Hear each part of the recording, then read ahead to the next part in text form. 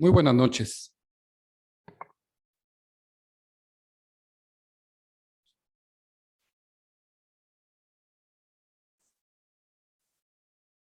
Muy buenas noches. Distribuidora de productos farmacéuticos de Guatemala y laboratorios suizos de El Salvador les dan la más cordial bienvenida al webinar Biopuntura en la disfunción miofacial. Al finalizar las conferencias tendremos un espacio para preguntas. Los doctores podrán resolver sus dudas y pueden enviar sus preguntas a través del chat. En esta oportunidad tenemos el gusto de tener como conferencistas a la doctora Paola Ritter de Chile y al doctor Carlos López de Colombia. La doctora Paola Ritter, ella es médica y cirujana de la Universidad Austral de Chile. Es especialista en medicina física y rehabilitación de la Universidad de Chile. Es jefa del Servicio de Medicina Física y Rehabilitación del Instituto Nacional de Cáncer de Chile. Es médica fisiatra del Instituto de Seguridad del Trabajo, IST, de Chile. Fue presidenta de la Sociedad Chilena de Medicina Física y Rehabilitación en el periodo del 2014 al 2016. Tiene una maestría en negocios con especialización en salud de la UNAV. Tiene un diplomado en bioética de la Pontificia Universidad Católica de Chile y ha realizado diferentes publicaciones sobre dolor crónico, pósters en congresos científicos, ponencias en diferentes universidades y congresos sobre rehabilitación del dolor crónico. El doctor Carlos López, él es médico y cirujano de la Universidad del Cauca, Colombia. Tiene especialidades en medicina del deporte de la Universidad Federal del Río Grande do Sul, Brasil. Es especialista en gerencia de ONGs de la Pontificia Universidad Javeriana de Cali. Tiene una maestría en salud pública de la Universidad del Valle de Cali. También una maestría en medicinas alternativas y complementarias con énfasis en osteopatía y quiropráctica de la Universidad Nacional de Colombia. Tiene diferentes fellows en fisiología del ejercicio y metabolismo, atención de equipos de alto rendimiento de la Universidad de Indiana, Estados Unidos, homotoxicología y terapias antihomotóxicas de Baden-Baden, Alemania, biopuntura, según el doctor Jan Kirchhoff, también de Baden-Baden, Alemania, análisis espectral no lineal en el Instituto de Psicofísica Aplicada de Rusia, láser de baja frecuencia en la medicina bioreguladora, también en Moscú, Rusia, ozonoterapia con la Sociedad Colombiana de Ozonoterapia de Cali, Colombia, y es catedrático en diferentes universidades de Colombia.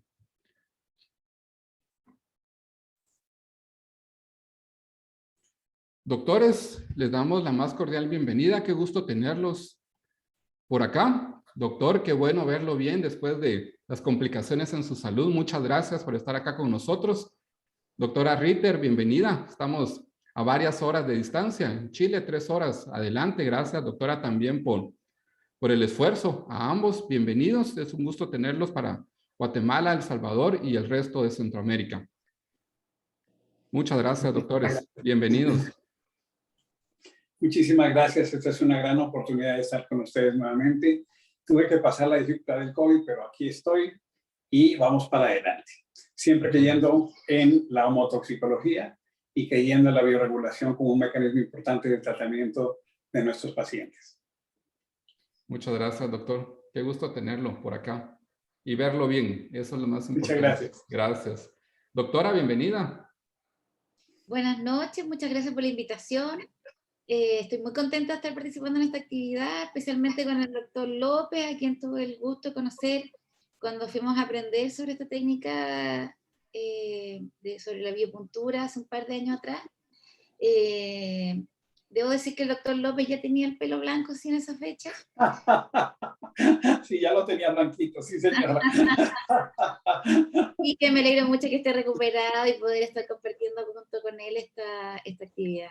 Muchísimas gracias, Irma. Paulita. Muchas gracias, doctores. El tiempo es de ustedes. ¿Podemos compartir pantalla? Bien.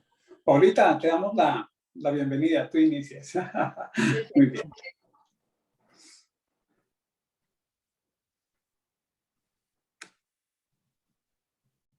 Se ve la pantalla, ¿verdad? Sí, sí, perfecto, doctora. Muchas gracias.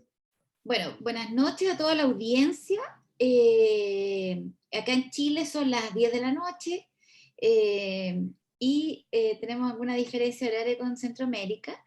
Y entonces en esta oportunidad, junto con el doctor López, hemos preparado este tema que tiene que ver con el dolor de origen muscular, llamado disfunción miofacial o síndrome miofacial, y vamos a contar aquí entonces de qué trata, y cómo entonces vamos a tratar de explicar algunos conceptos como la fisiopatología de este dolor miofacial,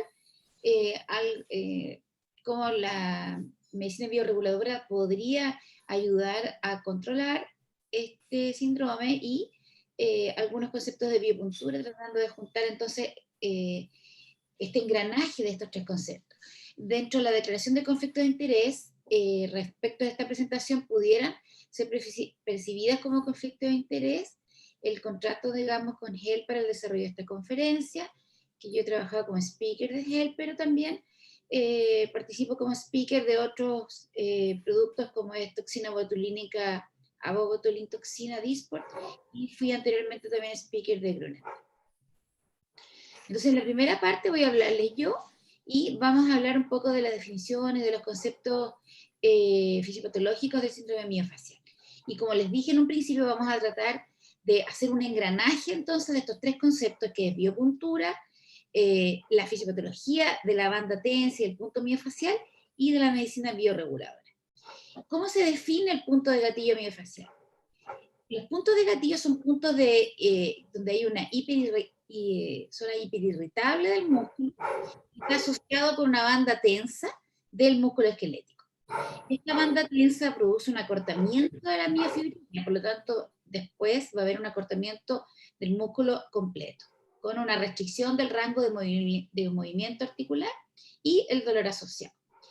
El dolor que va a provocar es un dolor referido, pero a diferencia del dolor por una compresión de raíz, es un dolor de carácter sordo, que tiene una radiación que es característica y que está absolutamente mapeado hacia qué zonas son las referencias. Por ejemplo, el esternocleidomastoideo produce un dolor referido hacia la zona del pabellón auricular.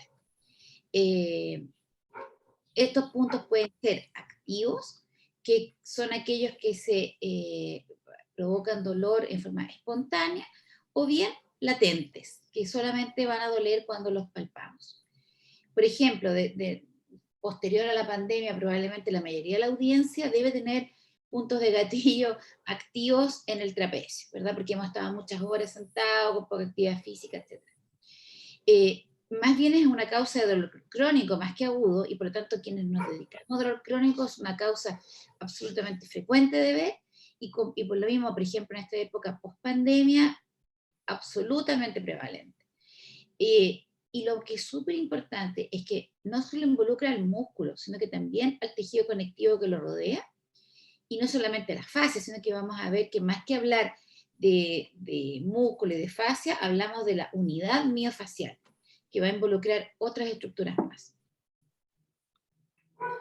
Entonces, de esta manera, en el punto de gatillo, o llamado trigger point, que es distinto, no confundirlo con el tender point de la fibromialgia, este es el trigger point o punto de gatillo, se produce esta contracción mantenida del sarcómero, que va a llevar a producir este acortamiento de la miofibrina.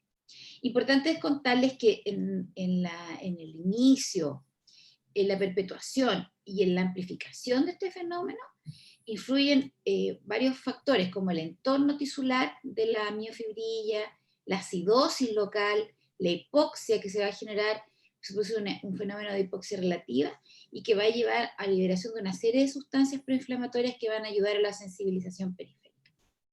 En esta lámina se muestra un espécimen en un estudio anatómico donde analizaron especímenes cadáveres en las disecciones y determinaron que, por ejemplo, en el trapecio todos los puntos de entrada de las ramas del nervio espinal accesorio coincidían con los puntos de gatillo de ese músculo. Por lo tanto, probablemente ese sería uno de las zonas que generaría por decirlo de alguna manera, punto débil en el músculo y que lo haría ser hiperirritable, especialmente ante fenómenos de malas posturas, de falta de actividad física, y otras noxas van a hacer que esas zonas en el músculo sean las que van a tender a estar más hiperirritables. También quiero contarles que existe este texto, que es bien conocido, que es el manual de Travell y Simons, donde están mapeados absolutamente todos los músculos del cuerpo, y en él se pueden encontrar todas el dolor referido hacia dónde es irradiado. De manera que si uno sabe y conoce todos los puntos de referencia de este tipo de dolor, va a ser mucho más proactivo en ir a buscarlo en el examen clínico. Entonces, por lo tanto, si tenemos un paciente que consulte por una epicondilitis crónica, por un síndrome de manguito rotador, no solamente tenemos que limitar nuestra exploración física hacia las articulaciones, el tendón, sino que inmediatamente hay que buscar en los músculos de las zonas vecinas si es que hay un componente miofacial asociado. Entonces, ¿cuáles son las características de este dolor? Es un dolor referido, pero que característicamente es sordo, es un dolor profundo y que se expande en una zona que puede ser difícil de definir para el paciente. Y se replica este síntoma al estimularlo con una punción con aguja seca, por ejemplo. Y lo importante es que al puncionar puede haber una fasciculación transitoria que es denominada respuesta de contracción local. Entonces, como yo les contaba, puede ser activo o latente, y el latente es aquel que se va a manifestar cuando lo palpamos. Y lo importante es que va asociado entonces a esta banda que va a producir una rigidez en el músculo. Muchas veces el paciente incluso puede consultar por disminución del rango de movilidad articular, y en el fondo puede estar producido, por ejemplo, en cuello. Si es que volviendo al trapecio, si tuviera un síndrome miofacial de trapecio, el paciente podría tener una restricción de la rotación, de la flexión lateral del cuello, y no necesariamente corresponda a una espondiloartrosis o una oncoartrosis. La teoría más aceptada es la teoría de la crisis energética como causa patogénica productora del síndrome miofacial, donde se va a producir una depolarización anormal en la fibra muscular que va a llevar a su vez a una contracción muscular mantenida, y al estar en esta contracción mantenida en el tiempo, se va a producir una crisis energética por alteración del ATP localizado, y esto va a producir el gatillante, digamos, de la liberación de citoquinas proinflamatorias con el estímulo de fibras nociceptivas. En relación al nombre que tiene este síndrome, ¿verdad? Miofacial, se entiende, ¿no es cierto?, que hay un componente que es muscular y la fascia que está circundante al músculo. Pero los modelos actuales hablan de que no solamente es el problema del músculo y de la fascia, sino que sería de esta unidad miofacial, donde también están involucrados los nociceptores sensitivos, vasos linfáticos, los vasos sanguíneos, los nervios periféricos que están asociados, pero lo más importante es el tejido conectivo, que está circundante y que forma la fascia. Entonces, toda esta unidad es la que estaría alterada en este cuadro, y que se produciría una alteración en la fascia, específicamente en lo que tiene que ver con las presiones y los movimientos de cizallamiento entre una capa muscular y otra. ¿Bien? Y por lo tanto eso ayudaría a provocar esta rigidez y este cuadro mantenido. Por eso que en el fondo el tratamiento no solo está basado en buena parte en la punción y en la inyección del punto, pero también tiene que ir acompañado de terapia física para mejorar la elasticidad del tejido y de ejercicio físico terapéutico para mejorar la oxigenación en la zona de la placa motora y la activación mitocondrial posterior.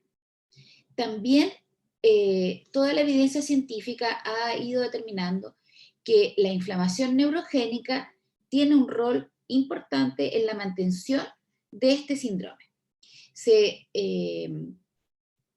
ha visto en la actualidad que desde el ganglio de la raíz posterior de la médula espinal se va a producir una liberación de sustancia P y del péptido relacionado al gen de la calcitonina, que va a tener una dirección antidrómica y que por lo tanto va a liberar en la periferia, es decir, no en sentido hacia el asta posterior de la médula, sino que en sentido antidrómico es hacia la periferia, de todas las sustancias de la sopa inflamatoria. Y aquí es donde se va a liberar entonces esta sustancia P y el péptido relacionado al gen de la calcitonina van a promover la liberación, a su vez, de las otras sustancias de la sopa inflamatoria como la bradicimina, la histamina y otras citoquinas proinflamatorias. Y como vimos en el video inicial, son las mismas sustancias proinflamatorias donde va a actuar posteriormente Traumen. Y estas sustancias van a ser promovidas a través de la liberación de ellas por los mastocitos. Los criterios diagnósticos desde el punto de vista clínico para el síndrome miofacial son tener un punto sensible en una banda tensa o nódulos en el músculo. El reconocimiento del dolor por parte del paciente, cuando yo palpo ese punto sensible, el paciente dice, este es el dolor que yo tengo. El patrón de dolor referido, con la distribución que se espera que en este punto gatillo de disparo es característico, y va a haber esta respuesta de contracción local, sobre todo cuando se estimula con una aguja. Aquí tenemos, entonces, la valoración clínica, si ustedes se fijan en la figura, es firme, es una presión que tiene que ser intensa, no es una palpación superficial. En relación a la distribución, este es un artículo súper antiguo de la década de los 50, el dolor específicamente miofacial de la cintura escapular es más frecuente en mujeres, y el 25% de todos los pacientes tuvieron dolor referido. Desde el punto de vista clínico también es importante decir que el tener un síndrome miofacial es una causa de dolor crónico, o puede ser una causa contributiva al dolor crónico si va asociado también a otro síndrome. Y que puede estar asociada a distintos trastornos, como les decía en un principio, una tendinopatía, artrosis, incluso un paciente con fibromialgia, hasta un 30% de ellos puede tener un síndrome miofacial sobreagregado. Entonces hay que diferenciar qué es qué. Por lo tanto, hay que ir a buscarlo y detectar los pacientes que tienen dolor crónico, de manera que cuando uno trate este dolor, vayamos limpiando. El concepto de limpiar involucra que tratemos de forma diferenciada, entonces, el componente miofacial de las otras causas contributivas al dolor. ¿Bien? Importante que esta es una causa que puede provocar a la larga algún grado de discapacidad por la perpetuación del dolor crónico y por el hecho de tener restricción del rango de movimiento articular y ir favoreciendo el desacondicionamiento producto del dolor crónico. Entonces, en cada paciente tenemos que hacer un plan de tratamiento personalizado de acuerdo a los hallazgos clínicos, a la tolerancia a los tratamientos inyectables y al ejercicio físico terapéutico. Pero importante que no nos quedemos solamente en las punciones, sino que además asociarlo a terapia física y al ejercicio sobre todo. ¿Cuáles son los factores de provocación? Lejos, lo más frecuente son los factores mecánicos. Característicamente se han descrito las lesiones por esfuerzo repetitivo, por ejemplo en el caso de los trabajadores, o un estrés postural, ¿verdad? Pero probablemente ahora con los efectos de la pandemia, en el tiempo vayamos viendo que el estar mucho tiempo en sedente, con mala postura de la cintura escapular, también sea un estrés mecánico que es interpretado por el sistema, ¿verdad? Como antinatural. Lo natural es correr, caminar, salir y no estar sentado horas y horas en un computador. Pueden haber fenómenos metabólicos, por ejemplo, un hipotiroidismo, que puede beneficiar el tener un síndrome miofacial, déficit de vitaminas como el déficit de vitamina D y B12, algunas enfermedades infecciosas como la enfermedad de Lyme, que es más propia del hemisferio norte que de nuestro hemisferio sur, y algunos cuadros que son, por ejemplo, de compresiones nerviosas, como radiculopatía, atrapamiento, pueden ser favorecedores de desarrollar un síndrome miofacial sobreagregado. En los fenómenos mecánicos además de todos los problemas posturales, es importante decir que aquí están presentes la artrosis. Por ejemplo, un paciente que tiene una guanartrosis, hay que ir a buscar que tenga un síndrome miofacial asociado, por ejemplo, en el tensor de la fascia lata, en el cuádriceps, en lo isquiotibial, etc.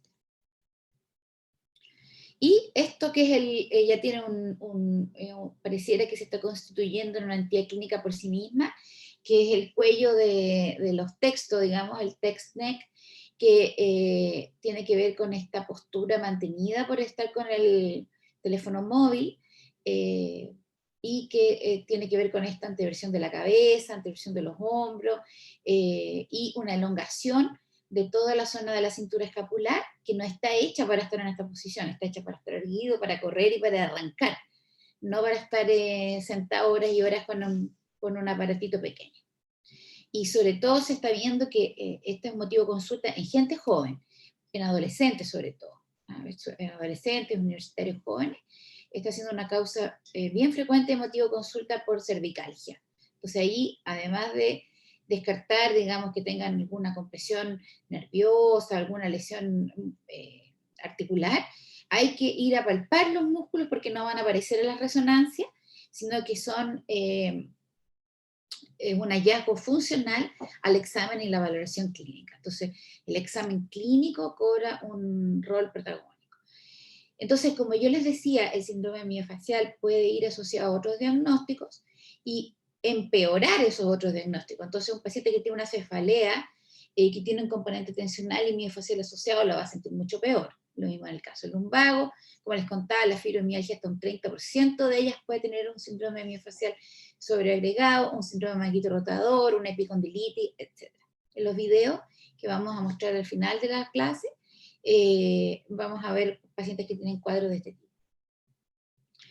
Entonces, ¿cuáles son estos mecanismos de perpetuación del dolor? Estarían entonces esta inflamación, que va a ser principalmente neurogénica, que se va a asociar a la producción de un medio ácido local, producto de esta crisis energética por esta hipoxia mantenida, ¿verdad? Y esta crisis de ATP, que va a provocar estas regiones de rigidez muscular, y que además, como los músculos actúan en cadena, y tal como se refiere a la palabra, se encadenan entre sí, va a ir involucrando entonces un compromiso miofacial de músculos aledaños. Entonces hablan que se van a producir anormalidades en el vecindario miofacial, es decir, músculos de la misma cadena muscular se van a ir comprometiendo progresivamente.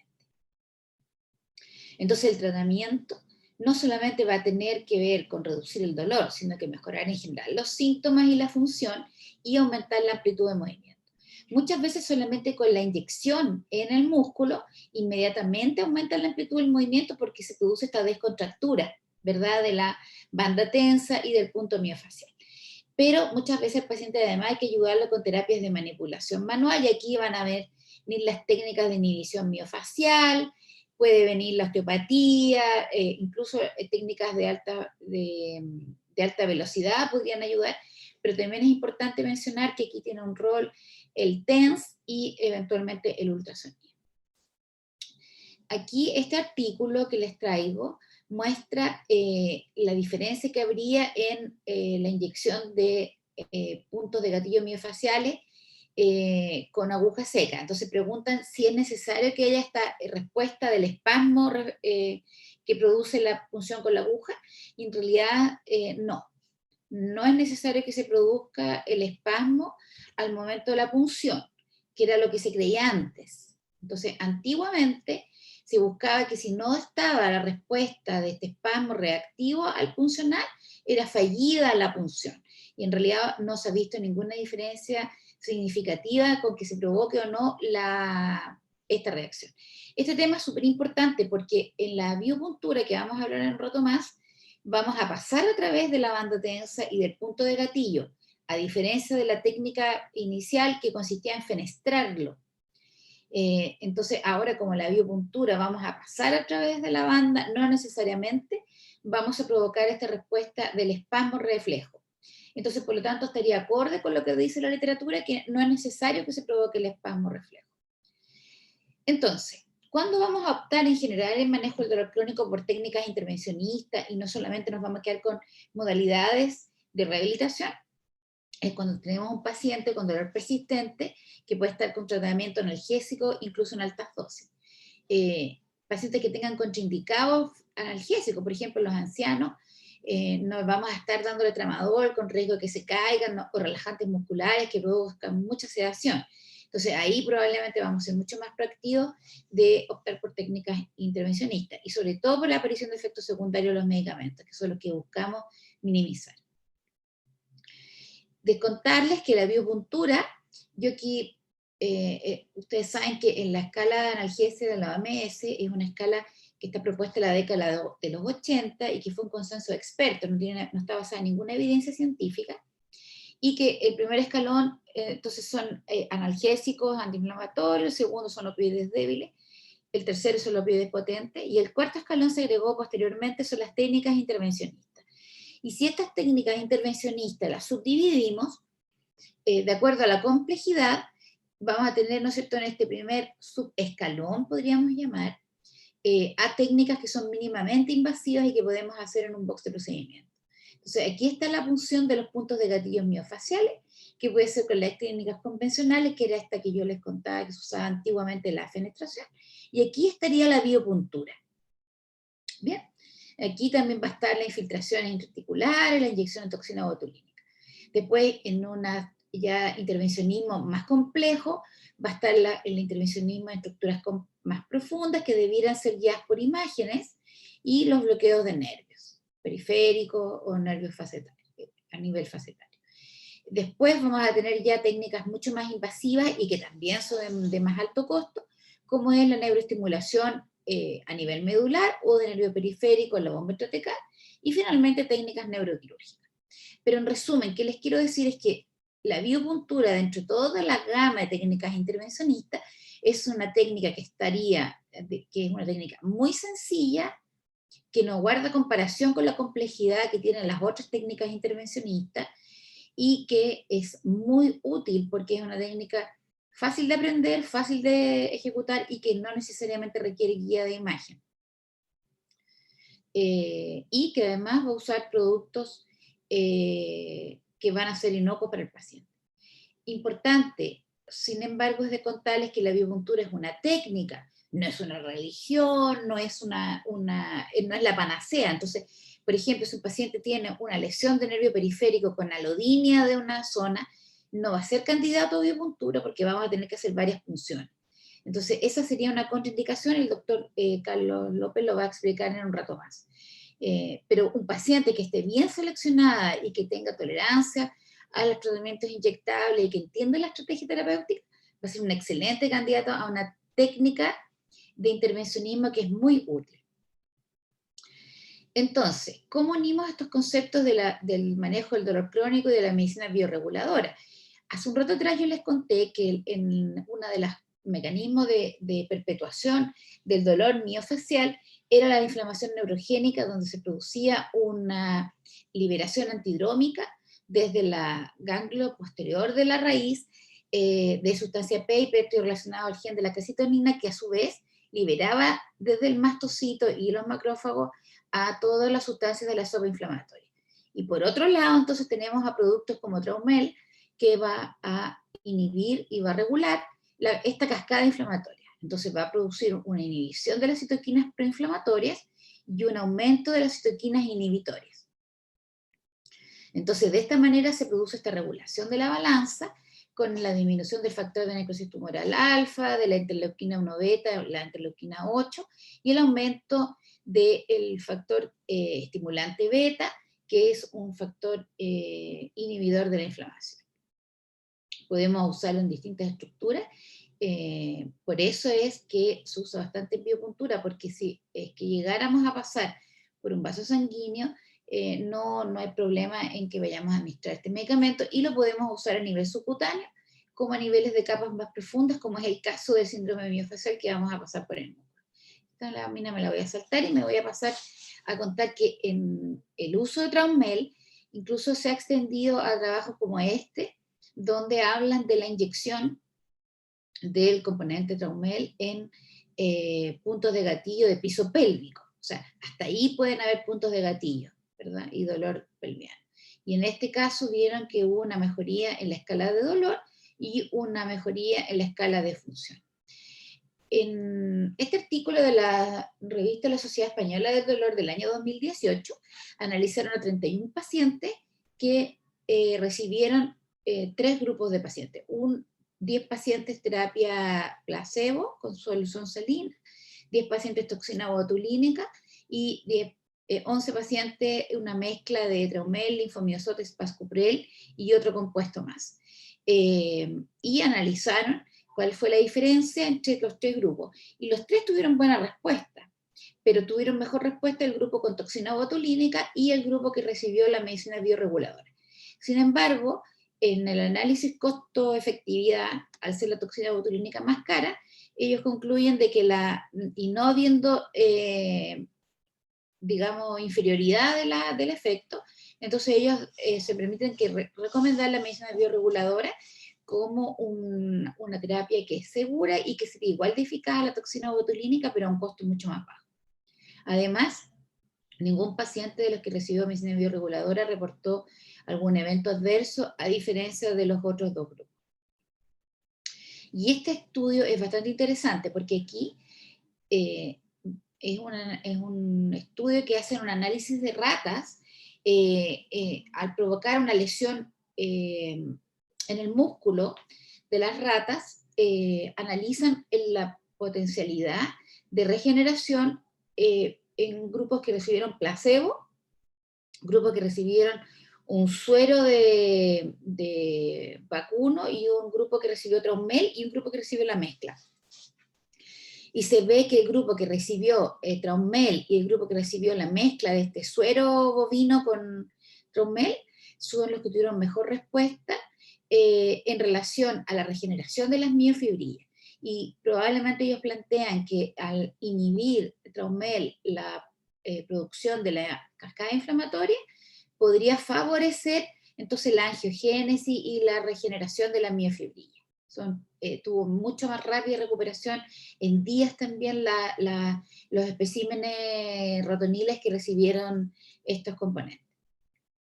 Entonces, por lo tanto, está por investigarse también en los humanos qué rol tendría entonces Traumel, y que probablemente sea lo que explique su uso efectivo en medicina deportiva, por ejemplo, y en lesiones de ese tipo, y que nos darían el buen resultado que vemos en la práctica clínica con la inyección en las capas musculares.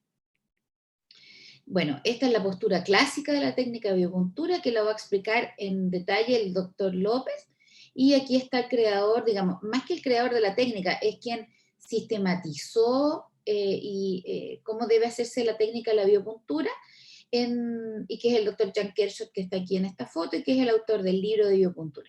Y esto es súper interesante porque esto hace que estemos hoy día, yo desde Chile, el doctor López desde Colombia, ustedes en Guatemala y en El Salvador, y que probablemente vayamos a tratar a nuestros pacientes de manera similar, aun cuando tengamos idiosincrasias distintas, ¿verdad? Pero que nos va a permitir de alguna manera estandarizar la técnica, y no como antiguamente, que algunos funcionaban puntos de acupuntura, otros funcionaban intraarticular, y a todos le llamaban biopuntura. Ahora no, vamos a ver que esta técnica está estandarizada, y que eso nos permite tener experiencia comparativa, y que podamos analizar que nuestros casos clínicos finalmente no son tan distintos. Entonces, importante que la técnica de la inyección del tejido muscular, es decir, el tejido muscular es una de las capas que podemos inyectar con biopuntura. Podríamos inyectar a nivel subcutáneo, que es mucho más sencillo, sobre todo cuando estamos partiendo con la técnica, pero que la capa muscular permite una profundidad adecuada a través de esta técnica de la biopuntura, y que la diferencia con la técnica antigua, que fenestraba, era muy dolorosa y era muy poco, producía mucho desconfort en los pacientes. En cambio, esta técnica de la biopuntura, vamos a pasar por la banda tensa y es mucho mejor tolerada por el paciente, porque se produce este mecanismo de la compuerta, donde la primera punción probablemente sea la que mayor moleste, y después las siguientes prácticamente pasan desapercibidas para el paciente. Y además que al producir esta carga con la mano contraria a la de la técnica de la inyección, activa el mecanismo de la compuerta, entonces la presión hace que se cierre la compuerta del dolor y entonces después la punción con la aguja es mucho mejor tolerada. Quiero contarles que además de los libros de Simons, de Travel y Simon, hay otros libros que están todos los puntos de dolor miofacial donde uno los puede revisar y es importante verlos para buscarlos en el análisis de los pacientes. Yo les quiero mostrar aquí, perdón, este es un video que es lo encontré en TikTok y que habla de los puntos de inyección y donde vamos a ver las capas. Con este simulador de inyectable os voy a mostrar los diferentes ángulos de inyección según donde vaya indicada la medicación. A 90 grados si la vía de administración es intramuscular. A 45 si queremos ponerlo en vía subcutánea.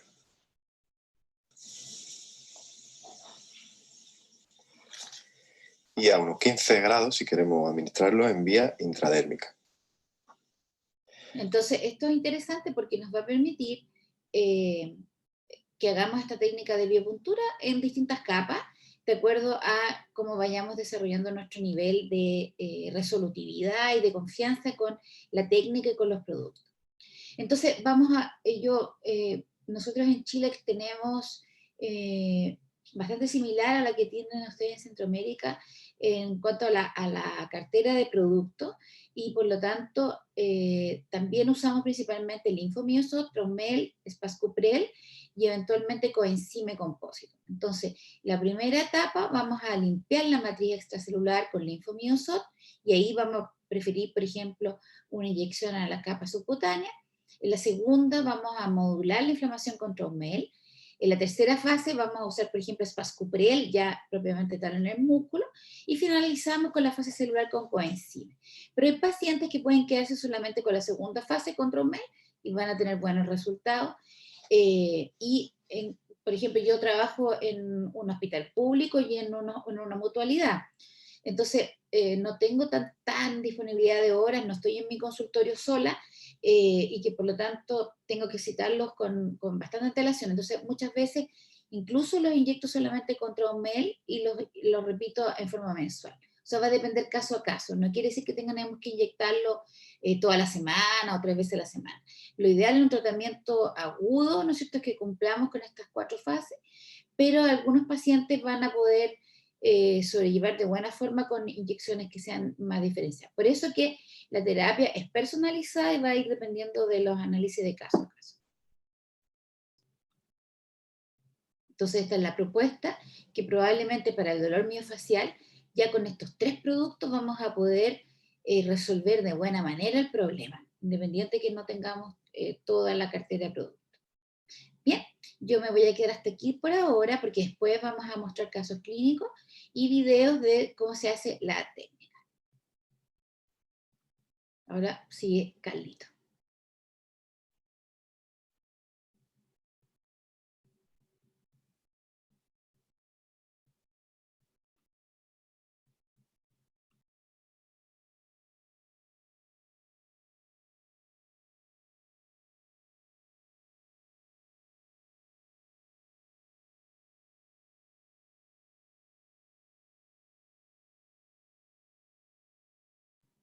Carlito, está silenciado, no se te escucha.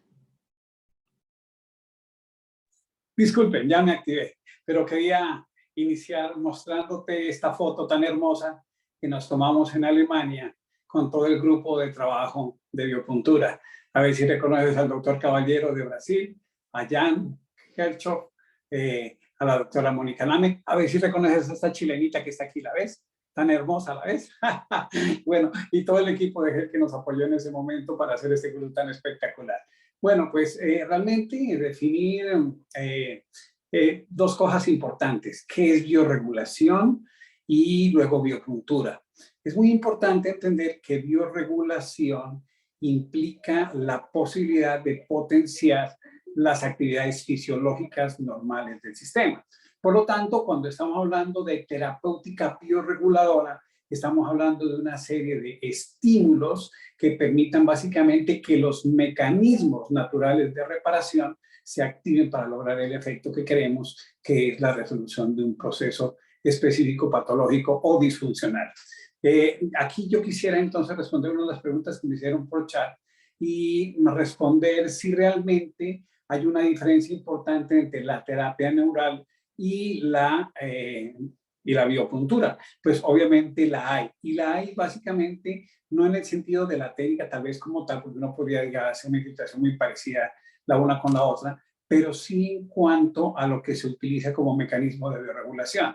Recordemos que en la terapia neural, los que tengan experiencia en este tipo de técnica, utilizamos normalmente anestésicos locales para inducir básicamente un cambio en el potencial del tejido donde estamos trabajando. Segundo, generar una serie de mecanismos bioreguladores que podríamos recordarlos a través del mecanismo de las compuertas de Mersey-Wall y a través de mecanismos nociceptivos de control del dolor desde el origen central y periférico que determinaría en gran parte de la solución al problema. Pero sin embargo, la biopuntura tiene una diferencia importante. Hacer medicamentos multicomponentes, eso significa que tienen componentes vegetales, tienen componentes animales y también minerales que están ultra diluidos en ultra bajas dosis, pero nunca por debajo del número de Avogadro, y que van a producir efectos bioreguladores a través de estimulación directa por hormesis o por básicamente la reacción de distantes, y lo que hoy conocemos muy específicamente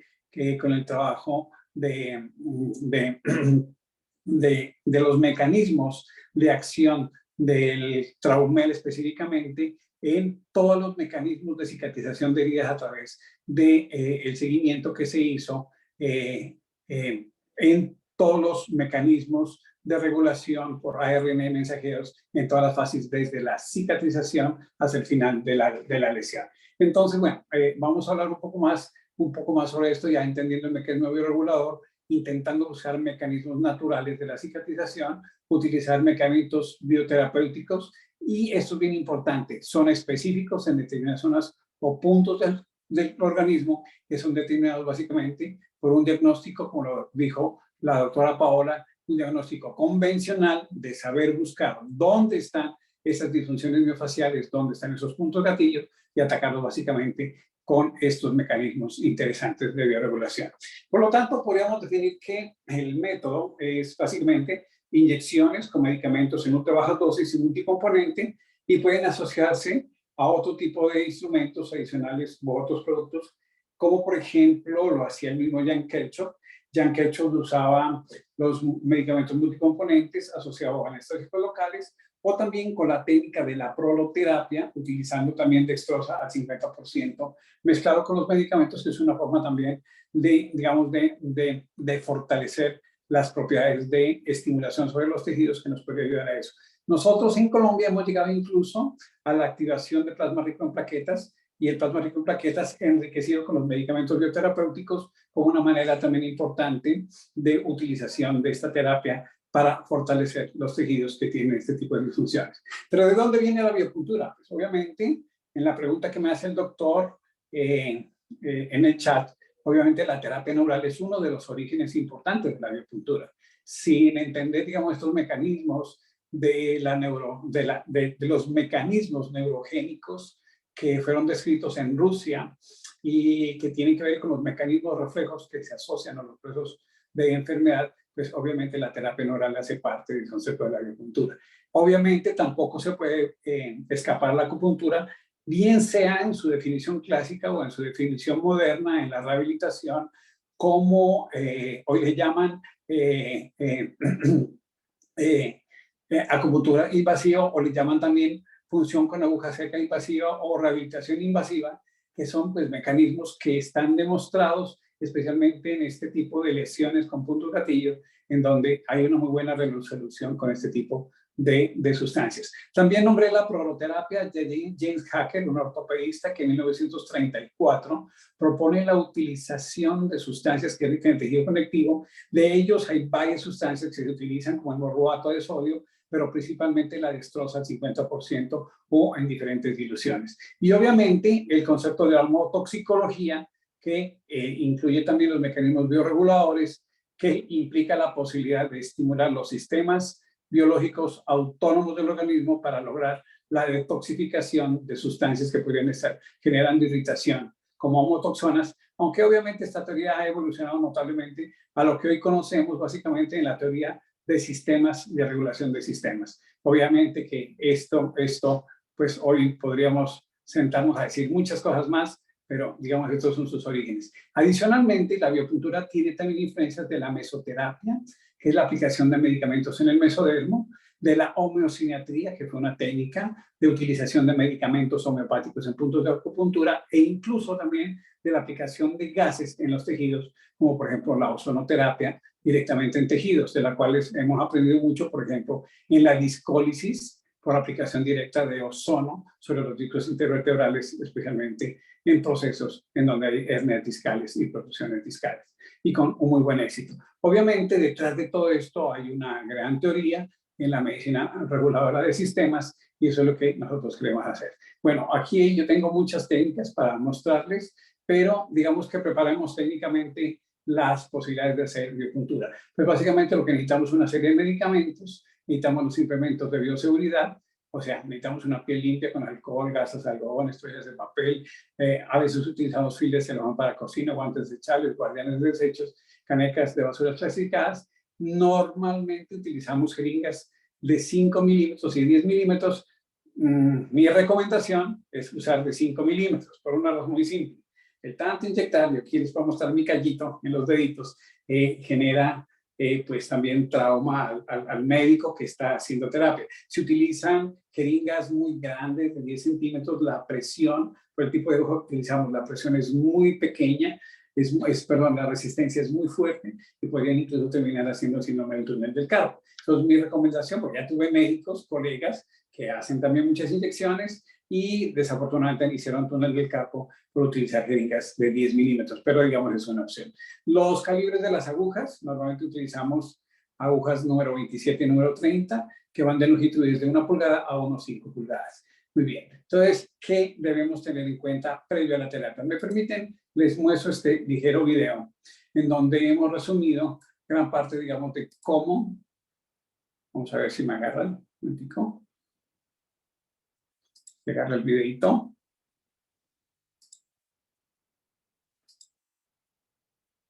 Entonces, algunas cosas tan interesantes como, por ejemplo, la postura de las manos. Permítanme un segundo que no me está leyendo. Vamos a intentarlo desde aquí. Ya.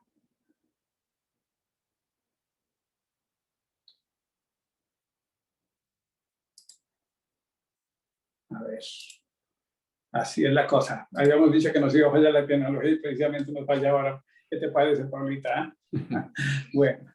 ¿Tiene que ser en modo presentación, doctor, para que corra? No necesariamente, ya está corriendo. Ahí está corriendo, perfecto. Ya está corriendo, perfecto.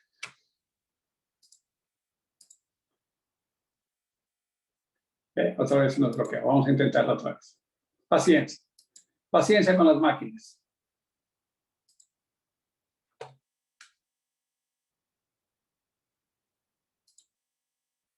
Ahí está corriendo, no hay ningún problema. Ahí pueden verlo. Y lo que voy a mostrarles es algo muy simple, que es cómo organizamos el material, como ya les expliqué anteriormente, ¿no? Este es el material listo para la utilización de la técnica. Ahí tenemos a nuestro modelo y tenemos los medicamentos que podemos llegar a usar.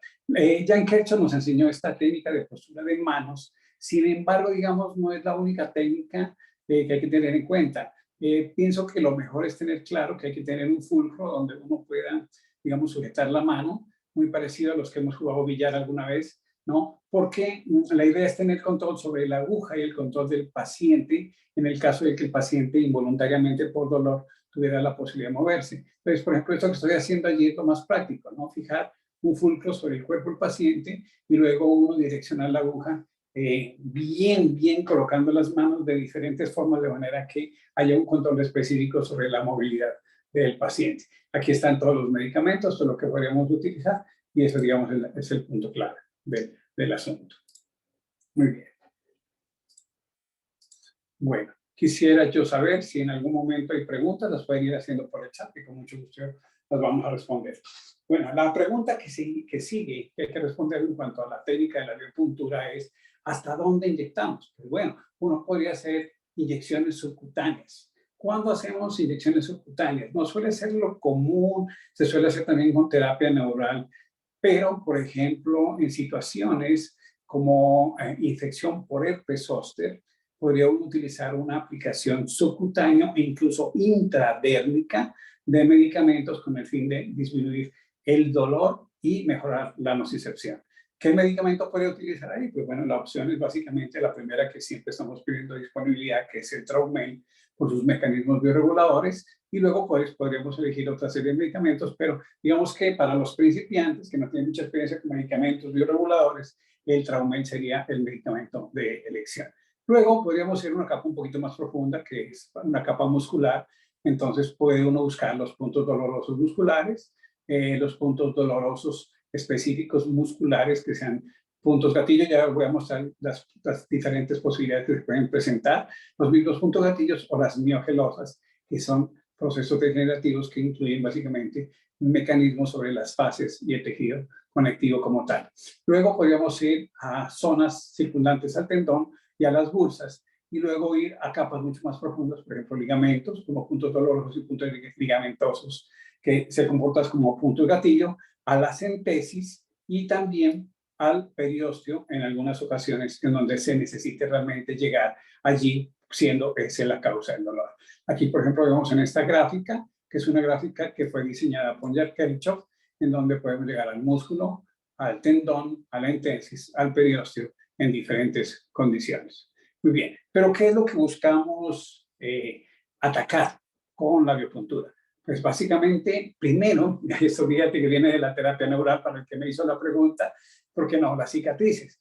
Y allí hemos tenido una experiencia muy interesante, porque, por ejemplo, la utilización del Traumel directamente en las cicatrices cambia totalmente la estructura de la cicatriz. He tenido experiencias de fibrosis severas, provocadas por diferentes condiciones, que literalmente el Traumel con una o dos inyecciones las anula notablemente.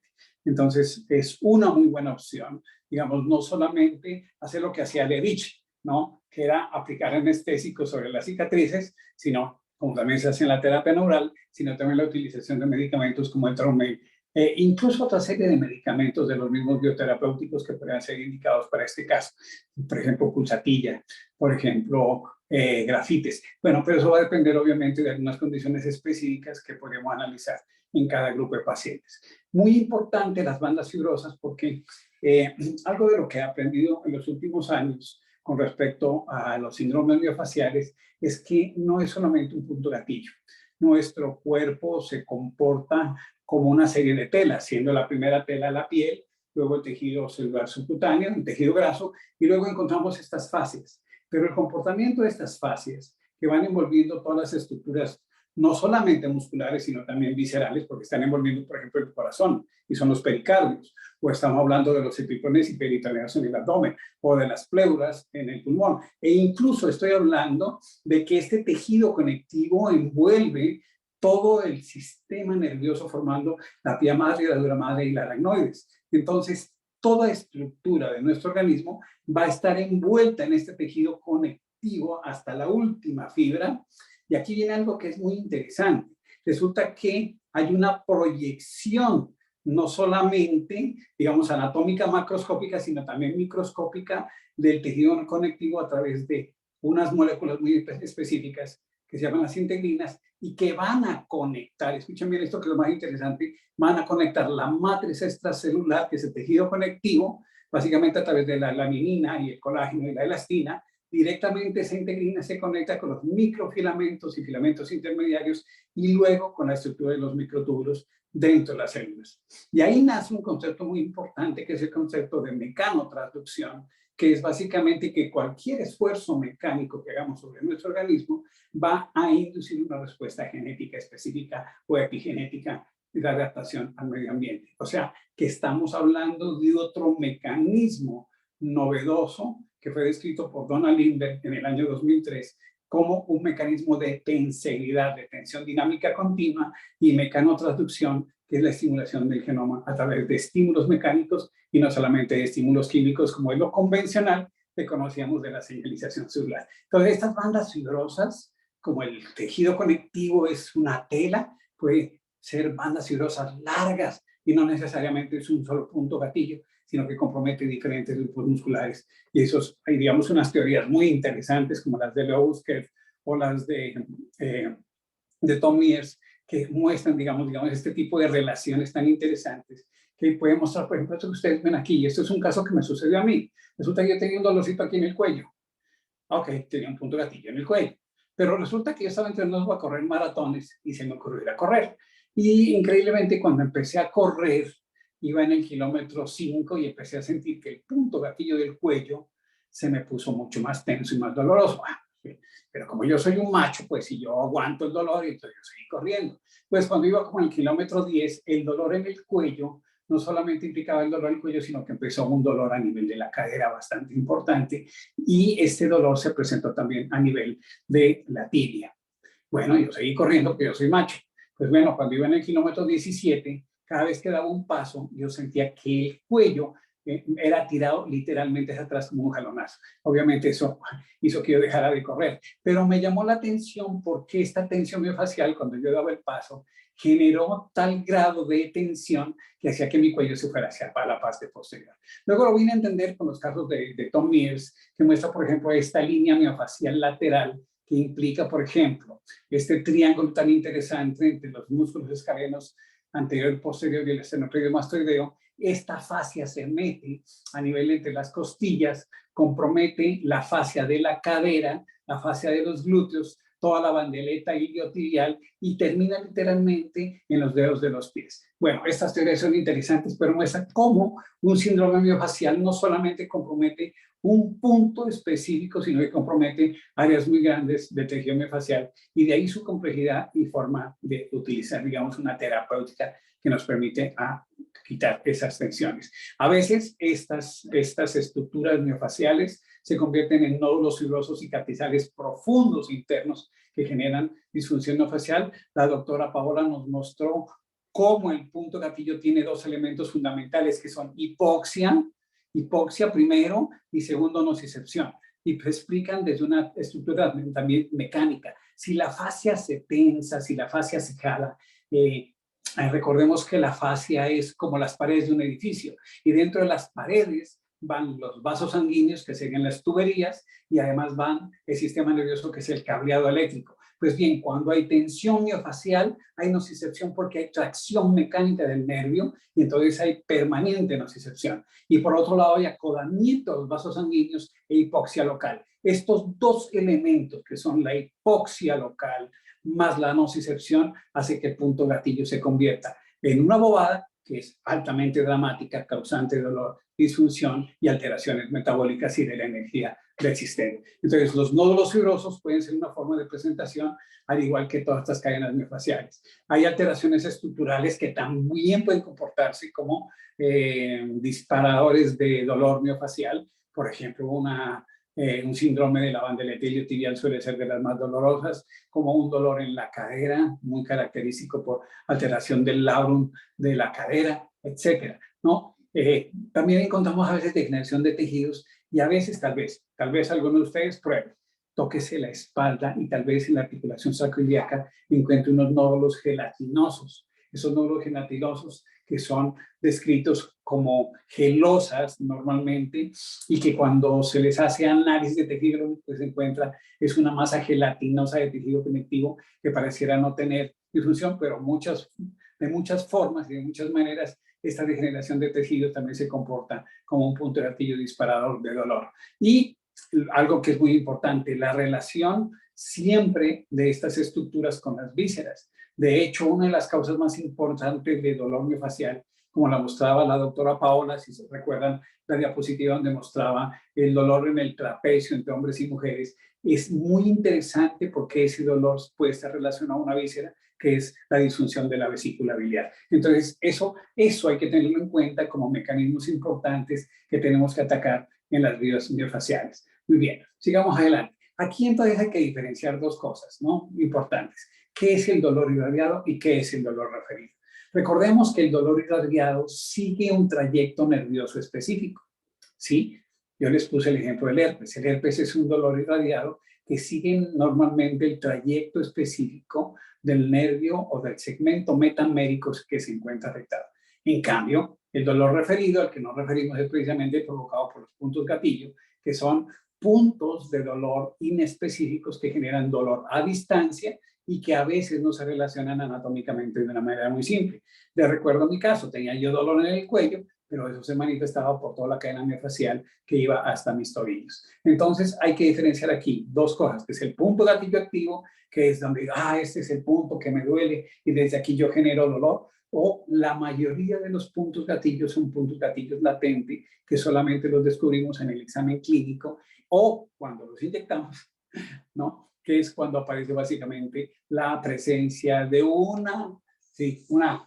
como un rayo que muestra, por ejemplo, que al hacer una punción en el cuello aparece dolor en la cadera. Y eso está explicado hoy porque claramente conocemos una relación muy importante, por ejemplo, que existe entre el ancho dorsal y todo el componente del hombro y tan importante que tiene que ver con toda esa fascia del ancho dorsal, incluso con el pectoral mayor. Entonces, es muy claro hoy, conociendo un poquito más de la anatomía de las vías miofaciales, entender básicamente cómo es posible este tipo de dolor referido y tal. Bueno, esto lo tomé del trabajo del libro de Mensah y Wall sobre el dolor, y dice lo siguiente, pero lo voy a leer textualmente porque realmente es espectacular, porque pienso que parte del secreto de la biopuntura y de otras técnicas de infiltración en las cuales utilizamos mecanismos de bioregulación, está aquí el secreto. Dice así: la aguja debe penetrar en el punto máximo del medio de dolor, aunque obviamente Paulita ya dijo que no solamente es necesario esto. Sin embargo, se producirá un aumento en la intensidad del dolor mientras se inyecta, pero que será temporal y que resulta posteriormente en un gran alivio del dolor. Y esto es lo interesante de trabajar, como tal vez yo lo hago en Cali, que son técnicas de manipulación, masaje e inyección. Siempre mezclo esto, como lo hacía Sirius en Inglaterra a comienzo del siglo. Él hacía técnicas de manipulación de tejidos, como yo hago técnicas de liberación miofacial, técnicas de masaje, como también las nombró la doctora Paulita. Hacemos técnicas de infiltración y técnicas, claro, de la osteopatía y la quiropráctica que también pueden servir para mejorar básicamente la tensión miofacial. Entonces, la clave aquí, la clave de Sol para el tratamiento del dolor miofacial es intentar localizar con mayor exactitud el punto gatillo, entrar en él y luego encontraremos la forma ideal. Bueno, aquí hay muchas formas de inyección. Por ejemplo, aquí Jan Kirchhoff nos muestra una forma de ingresar en las pantorrillas. Sin embargo, no siempre en todos los tejidos la respuesta es como quisiéramos.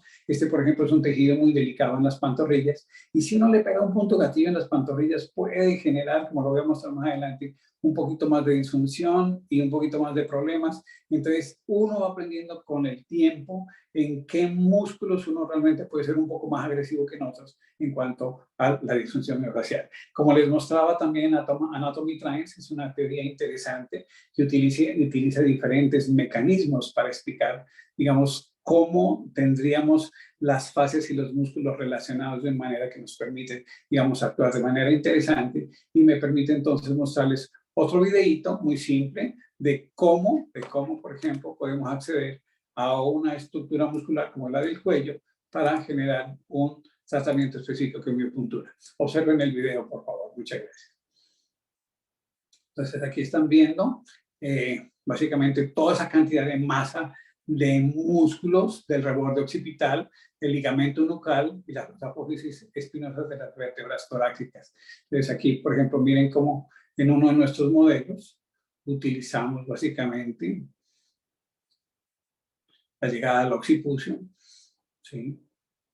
Y vamos colocando nuestro medicamento. Ahí estoy utilizando básicamente una mezcla de Traumel, Cel, ubiquinol y coenzime, aunque no necesariamente podrían ser esos medicamentos. Por ejemplo, aquí en el cuello podría también aplicar el medicamento Gelsemium o Macor, o incluso el medicamento Colosintis o Macor. Ya voy a intentar mostrarles algunos esquemas que podrían ser interesantes, pues que hay que conocer obviamente la patogenia de los medicamentos, pero que digamos que con un buen conocimiento y una buena práctica uno podría volverse muy útil.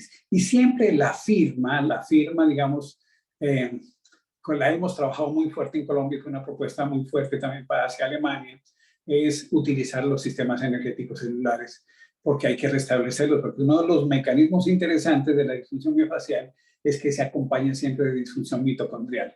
Entonces, hemos propuesto a Alemania siempre la utilización como firma final en los medicamentos, el ubiquinón y el coenzime. Por eso la fórmula básica es Traumeel, Cel, ubiquinón y coenzime, en este caso. Pero como les digo, podría tener algunas variantes adicionales sin ningún problema. ¿Ya? Aquí, por ejemplo, ya vieron eso, aquí estarían las posibilidades de medicamentos, que realmente son muchas y muy variadas, pero pues, tendríamos básicamente con esos medicamentos simples la posibilidad de solucionar gran parte de los problemas miofasciales. Bien, algunas cosas fáciles e interesantes. El efecto turbo de la biopuntura, que fue definido por Jan Kirchhoff, es en parte por efecto mismo en la aguja. Al entrar la aguja al tejido, se van a liberar, por ejemplo, sustancias como la adenosina y endorfinas. Recordemos que la adenosina nos vaya a ayudar a estimular sistemas energéticos celulares y de reparación. La misma liberación de neurotransmisores como endorfinas va a producir un efecto interesante también. El efecto de volumen del medicamento, porque produce un mecanismo de mecanotransducción por expansión de la matriz extracelular. El mismo daño celular va a estimular los mecanismos reparadores a través del mecanismo del ácido araquidónico y el control de la inflamación. Y obviamente también va a haber la liberación de factores de crecimiento, especialmente derivados de plaquetas, que parece ser un factor importante en la liberación de estos tejidos también. En el efecto segmentario, entonces está el mecanismo reflejo, en donde tenemos tanto la estimulación del dermatoma, del miotoma o del viscerotoma, generando un reflejo, un arco reflejo por la médula espinal, que genera básicamente mecanismos de control sobre el sistema simpático para estimular la víscera y mejorar sobre todo el gasto cardíaco en el segmento metamédico que se esté estableciendo como objeto de terapia. Un efecto importante es el de la carga alostásica, porque obviamente uno de los efectos más importantes va a ser la disminución del dolor, lo que indica una disminución importante de los factores estresantes y los mecanismos de estimulación provocados por estrés, como lo explicó Selye, ¿no? Entonces, todo el eje endocrino que estimula básicamente la huida o la lucha va a ser controlado básicamente por la disminución de la carga alostática al disminuir el dolor. Y el efecto de los medicamentos, básicamente lo hemos resumido por inmunomodulación. Recordemos, por ejemplo, medicamentos como el Traumeel, que produce efectos importantes en la regulación de citoquinas a través del homing, que es un mecanismo molecular muy interesante por la presentación de antígenos y la incorporación de antígenos de histocompatibilidad en la membrana celular de los linfocitos TH0. En segundo, efecto multicomponente mediado por genes, que este es el trabajo de George Lauren, que es un trabajo magnífico, tal vez uno de los trabajos mejor realizados en un medicamento en todo el planeta, en donde demuestra básicamente cómo estos medicamentos multicomponente TR14, como se llama el Traumeel, tiene efectos sobre la cicatrización desde el comienzo al final de la fase de la cicatrización y en toda la fase reparadora del tejido. Y el tercer elemento es la hormesis, básicamente porque estos medicamentos en dosis bajas estimulan el metabolismo celular como lo hacen las hormonas y es parte pues de la teoría, por ejemplo, de diferentes autores, entre ellos un autor que es muy interesante, que, bueno, se me fue el nombre en este momento, pero ahorita me vuelve a la memoria. El efecto de la hormesis es un estímulo específico que está mediado incluso por proteínas de choque térmico y que inducen básicamente mecanismos de protección celular mediados por el estrés, ¿no? Bueno, para algunos, como por ejemplo Jan Kirchhoff, que utilizaba también el efecto turbo de la biopuntura de los medicamentos, asociando glucosa a su tratamiento, porque inducía básicamente factores de crecimiento tisular y efectos reparadores de tejidos específicos por la irritación del tejido conectivo. Aquí tenemos un esquema que podría ser simple para ustedes. Si quieren, por favor, tomen una foto, ¿no? En donde, por ejemplo, para la zona del cuello tenemos medicamentos como el Silsemium, el Colosintis. Miren, por ejemplo, para la zona de la cadera, de los isquiones, Neuralgo Romingel. Para, por ejemplo, cuando hay edemas articulares, la combinación de APIS y CEL es una posibilidad interesante, y etcétera. Podríamos realmente utilizar muchos medicamentos. Aquí tengo muchos ejemplos de muchos videos, pero bueno, hoy no tenemos tanto tiempo para irnos a mostrar tanta información como la que quisiéramos, Así que básicamente voy a mostrar algunos efectos que esperamos de la biopuntura. Lo que esperamos básicamente de la biopuntura es que haya una disminución importante de este fenómeno nociceptivo del dolor, que lo veríamos expresado, digamos, como está aquí en esta gráfica. Uno esperaría que una primera aplicación de biopuntura disminuya el dolor, una segunda aplicación de biopuntura mejore el dolor, y una tercera. Lo normal es que entre la tercera y la sexta aplicación de biopuntura haya resolución del problema. Eso es lo que esperamos siempre. Pero a veces, y esto es muy importante que lo tengan en cuenta, en algunas ocasiones los pacientes podrían llegar a tener este pequeño agravamiento inicial del dolor.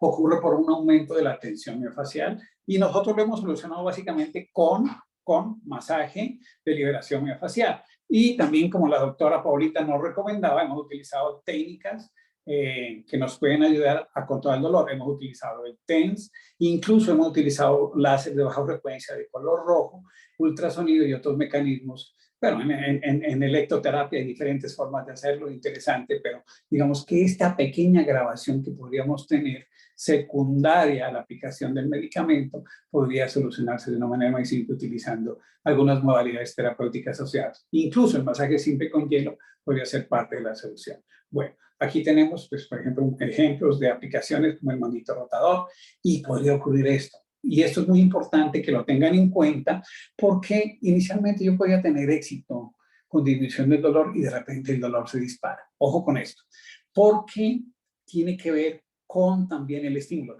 Recuerden que estamos haciendo estímulos biorreguladores y nuestro organismo, si lo sobreestimulamos, también se vuelve hiperfuncional. Entonces, si yo no respeto esto que les quería mostrar aquí, que es muy importante, es esta ventana de las 72 horas entre aplicación y aplicación del medicamento y yo hago infiltraciones mucho más seguidas con el afán de que tengo éxito con el tratamiento, podría generar un factor irritativo más grande y luego, en vez de disminuir el dolor, provocar un aumento del dolor secundario a las sesiones que yo he hecho.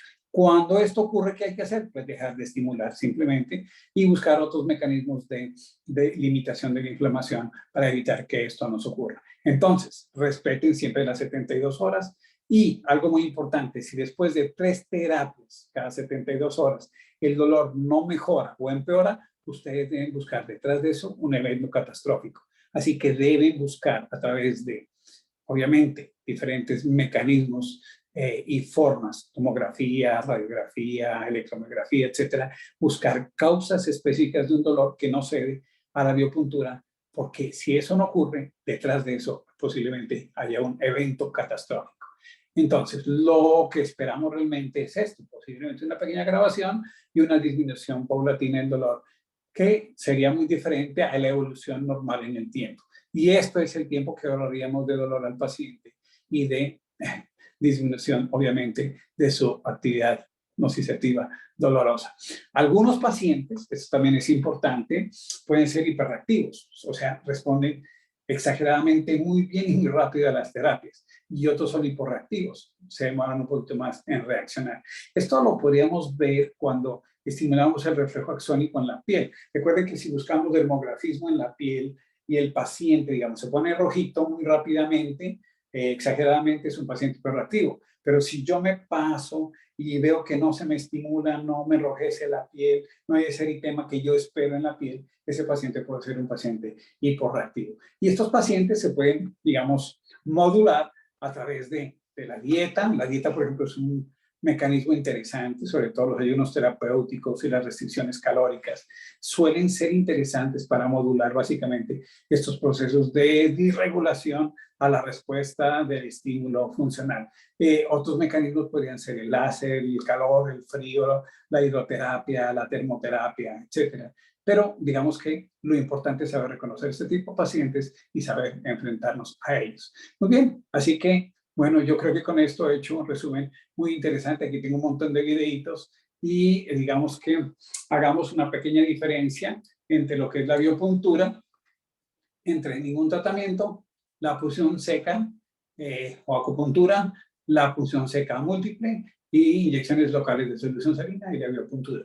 Lo que esperamos es que la efectividad de la biopuntura sea por creces mucho mejor. por los efectos turbos que hemos representado, mucho mejores que los otros tipos de tratamientos. Entonces, la conclusión es simple. La biopuntura es fácil de hacer, es sencilla, es segura, está orientada al paciente, es muy eficiente, además está estandarizada y tiene un costo-utilidad, como también lo nombró la doctora Paola de una manera magnífica, es costo-útil. Si bien otras terapias pueden lograr lo mismo, la terapia con biopuntura es mucho más económica y eso le da una posibilidad de costo-utilidad como una terapia de elección para tratamiento de enfermedades, no sé, de síndromes miofaciales en el cuerpo humano. Muy bien, muchas gracias. Espero me disculpen un poquito mi fatiga. Acabo de salir de un COVID y todavía siento que no es fácil salir adelante después de semejante cosa, pero aquí estamos y seguimos adelante, luchando por lo que creemos que es este tipo de tratamientos que le ayuda mucho a la gente a quitarse el dolor y a estar en mejor calidad de vida. Muchas gracias.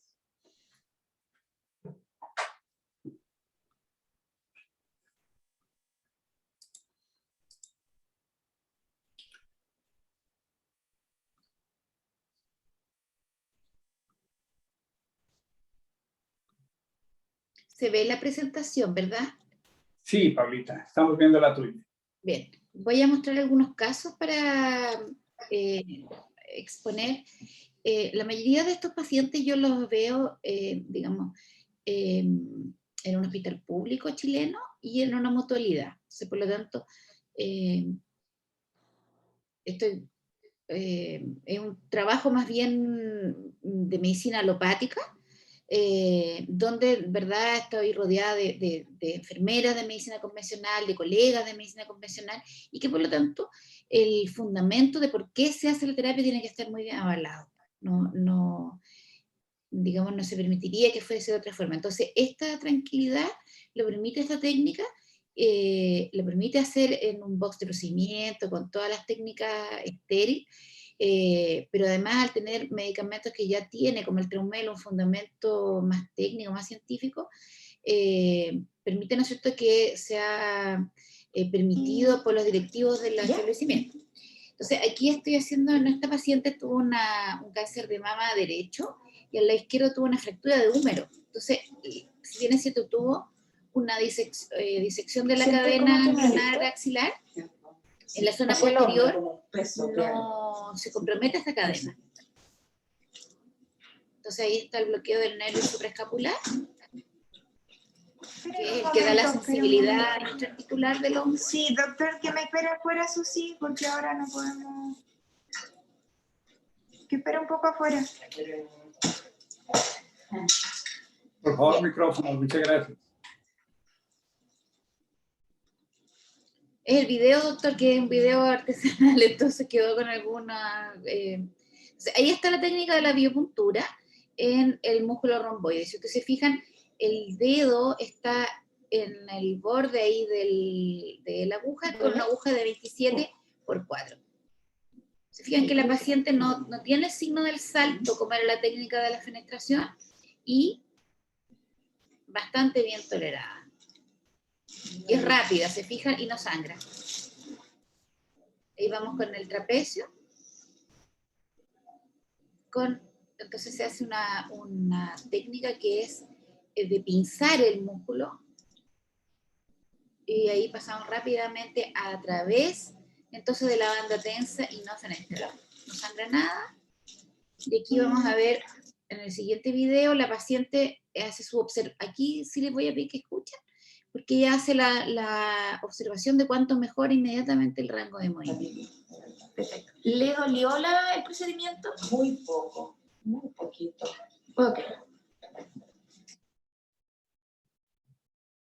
Bien.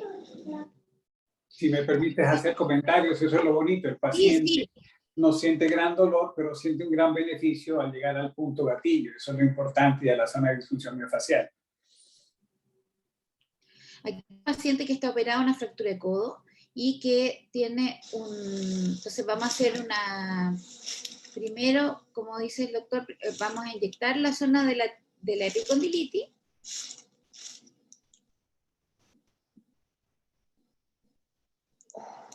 con una técnica de infiltración convencional, que es con medicina bioreguladora.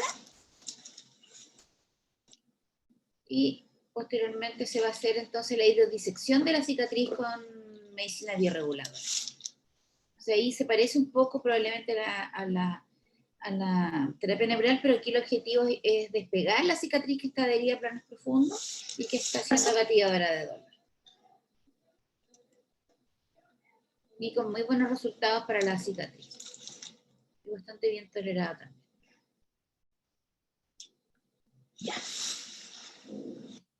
Paulita, me gustaría responder una pregunta que han puesto en el chat, que me parece muy importante responder y es muy oportuna en este momento. Doctor pregunta, según eso la tensibilidad sería mejor iniciar con la liberación facial por alguna técnica manual y después observar cuáles son realmente los puntos gatillos que están activos.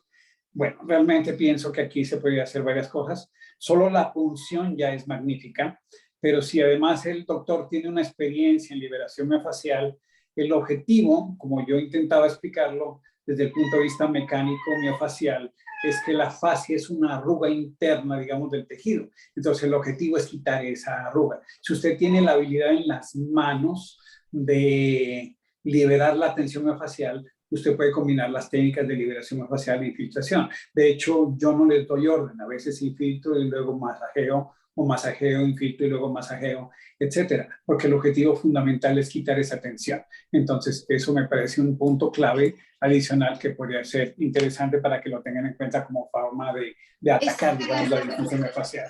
Si me permites, Carlito, esa pregunta también me gustó mucho y yo contestaría que va a depender del paciente y del examen clínico. Si usted ve que el paciente tiene este eritema en la zona que es producido al palpar, ¿verdad? O este dermatografismo, que es por la liberación de histamina, probablemente esa persona tiene sensibilización periférica ya. Entonces, en ese caso, probablemente vamos a preferir partir con técnicas de inhibición miofacial y posteriormente, cuando lo que quede, lo vamos a ir a puncionar. Versus un paciente que sea más hiporreactivo, que a lo mejor vamos a partir de manera mucho más agresiva, primero puncionando y después con las técnicas de inhibición. Entonces, el examen clínico, la historia de la cronificación de dolor, si tiene síntomas disautonómicos, por ejemplo, asociados o no, eso también nos va a dar algunas pistas de cuál de las dos formas va a ser la mejor. Pero las dos maneras que plantean en la pregunta son plausibles, digamos. Puede ser primero la terapia de inhibición y después puncionar, o viceversa, pero va a depender, como les digo, de los hallazgos clínicos. O sea, cada paciente es un mundo. Aquí vamos a ver, el video está puesto un poco al revés, la inyección entonces de los extensores del carpo, que generalmente están comprometidos desde el punto de vista miofacial en las epicondilitis. Se fijan, ahí va la técnica de la forma de funcionar, permite dirigir la aguja y que la aguja no se escape, digamos, la dirección de la aguja. Y me da libertad de la otra mano para poder ejercer la presión. Esa es la gracia que tiene esta técnica. No, aquí hay un paciente que tuvo un esguince y tiene un dolor del pedio. Yo les pido perdón por el video, que es totalmente en pedio casero, pero aquí este paciente tiene dolor, entonces... No, pienso que realmente el video está muy bueno, está excelente. Pero se ve bien la técnica y lo que les quiero mostrar es que es rápida y me da la posibilidad de usar la mano de forma libre. Aquí esta técnica es en las pantorrillas por dolor miofacial de los gastrocnemios, y yo les quiero mostrar cómo con la mano dominante yo punciono y con la otra mano sujeto la extremidad. Entonces, además de hacer el mecanismo de cierre de la compuerta, sostengo la extremidad de manera que si el paciente tiene una reacción, por ejemplo, de flectar la rodilla, no me pegue y que salga la aguja volando, sino que tengo un control y puedo funcionar sola, no necesito un asistente, ¿se fijan?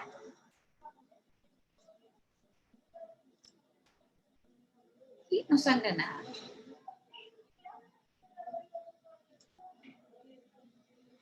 Listo. Y súper rápido. Si me permites, Paulita, hay dos preguntas importantes allí. Primero, ¿cuántos mililitros de producto se utilizan por sesión? Bueno, es un poco relativo porque dependerá de la lesión, de la dureza de la lesión, del medicamento que hayas elegido para hacer la infiltración de biopuntura, etcétera.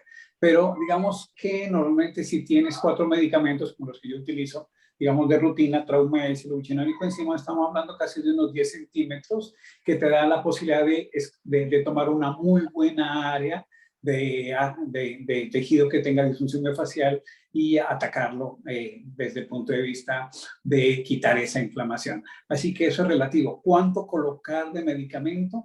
Uy, pues si es una cicatriz muy dura, posiblemente me gaste un poquito más de medicamento, pero si digamos son puntos gatillos muy dispersos, pues posiblemente la infiltración en cada punto no necesariamente es una gran cantidad de líquido. Una pequeña cantidad de líquido, recuerden que gran parte del mecanismo es por biorregulación y por mecanismos neurogénicos, como por ejemplo la teoría de las compuertas. Entonces eso es importante también en el concepto de la nocicepción para el manejo del dolor.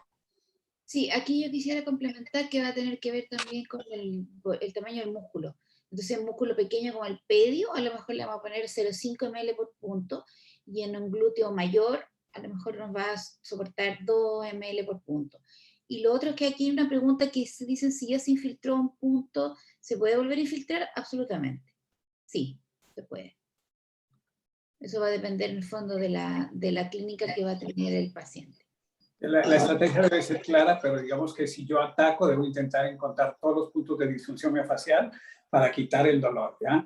Y respetar la regla de las 72 horas. No infiltre antes de otras 72 horas. Y recuerde que si con 3 infiltraciones usted no ha tenido éxito, busque atrás un proceso que puede ser mucho más complejo. Eso es una regla general y muy importante para aplicar en biopuntura y no equivocar. Aquí vamos a ver un paciente que tuvo un injerto y que incluso vamos a pasar a través del injerto. No va a haber problema. Lo mismo también una epicondilitis con punto de gatillo de los extensores del cardio. Esto está con técnica estéril, en una sala de procedimiento. Lo que suena es que igual se monitoriza y el paciente está en decúbito por si tiene alguna reacción vagal. Y eso fue todo. Tanto.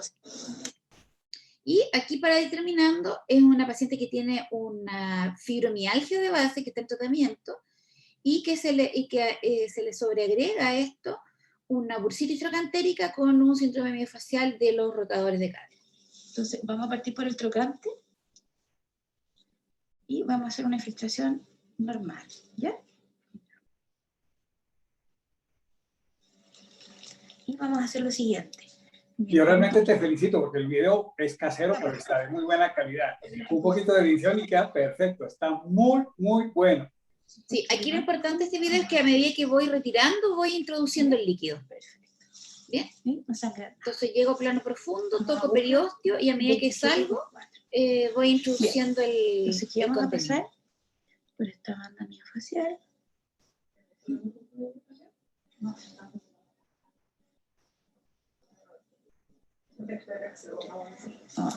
Esa aguja es la aguja, digamos, para los miofasciales es la mejor, que es de 27 G por 4 centímetros. De 8 centímetros.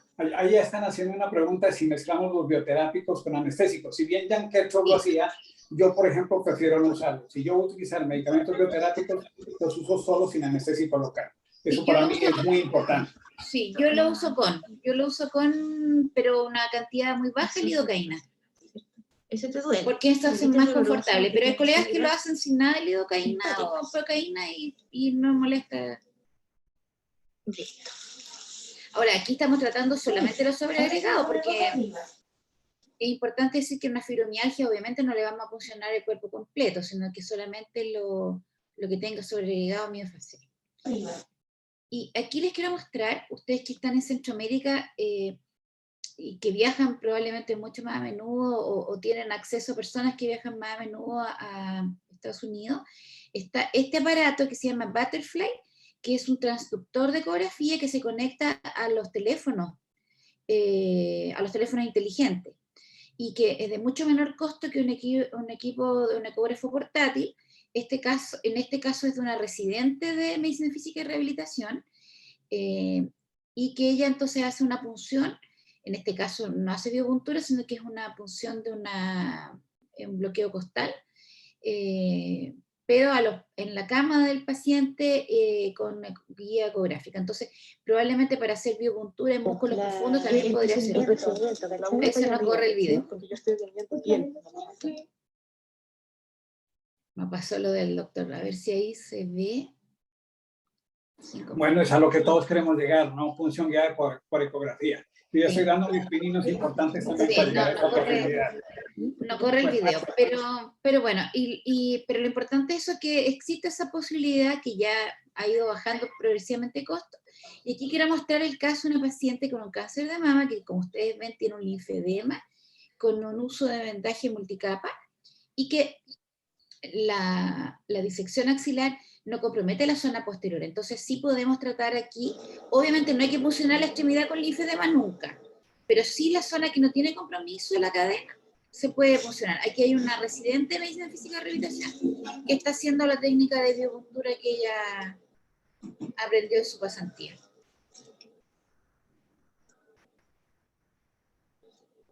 Y si se fijan, la paciente está tranquila.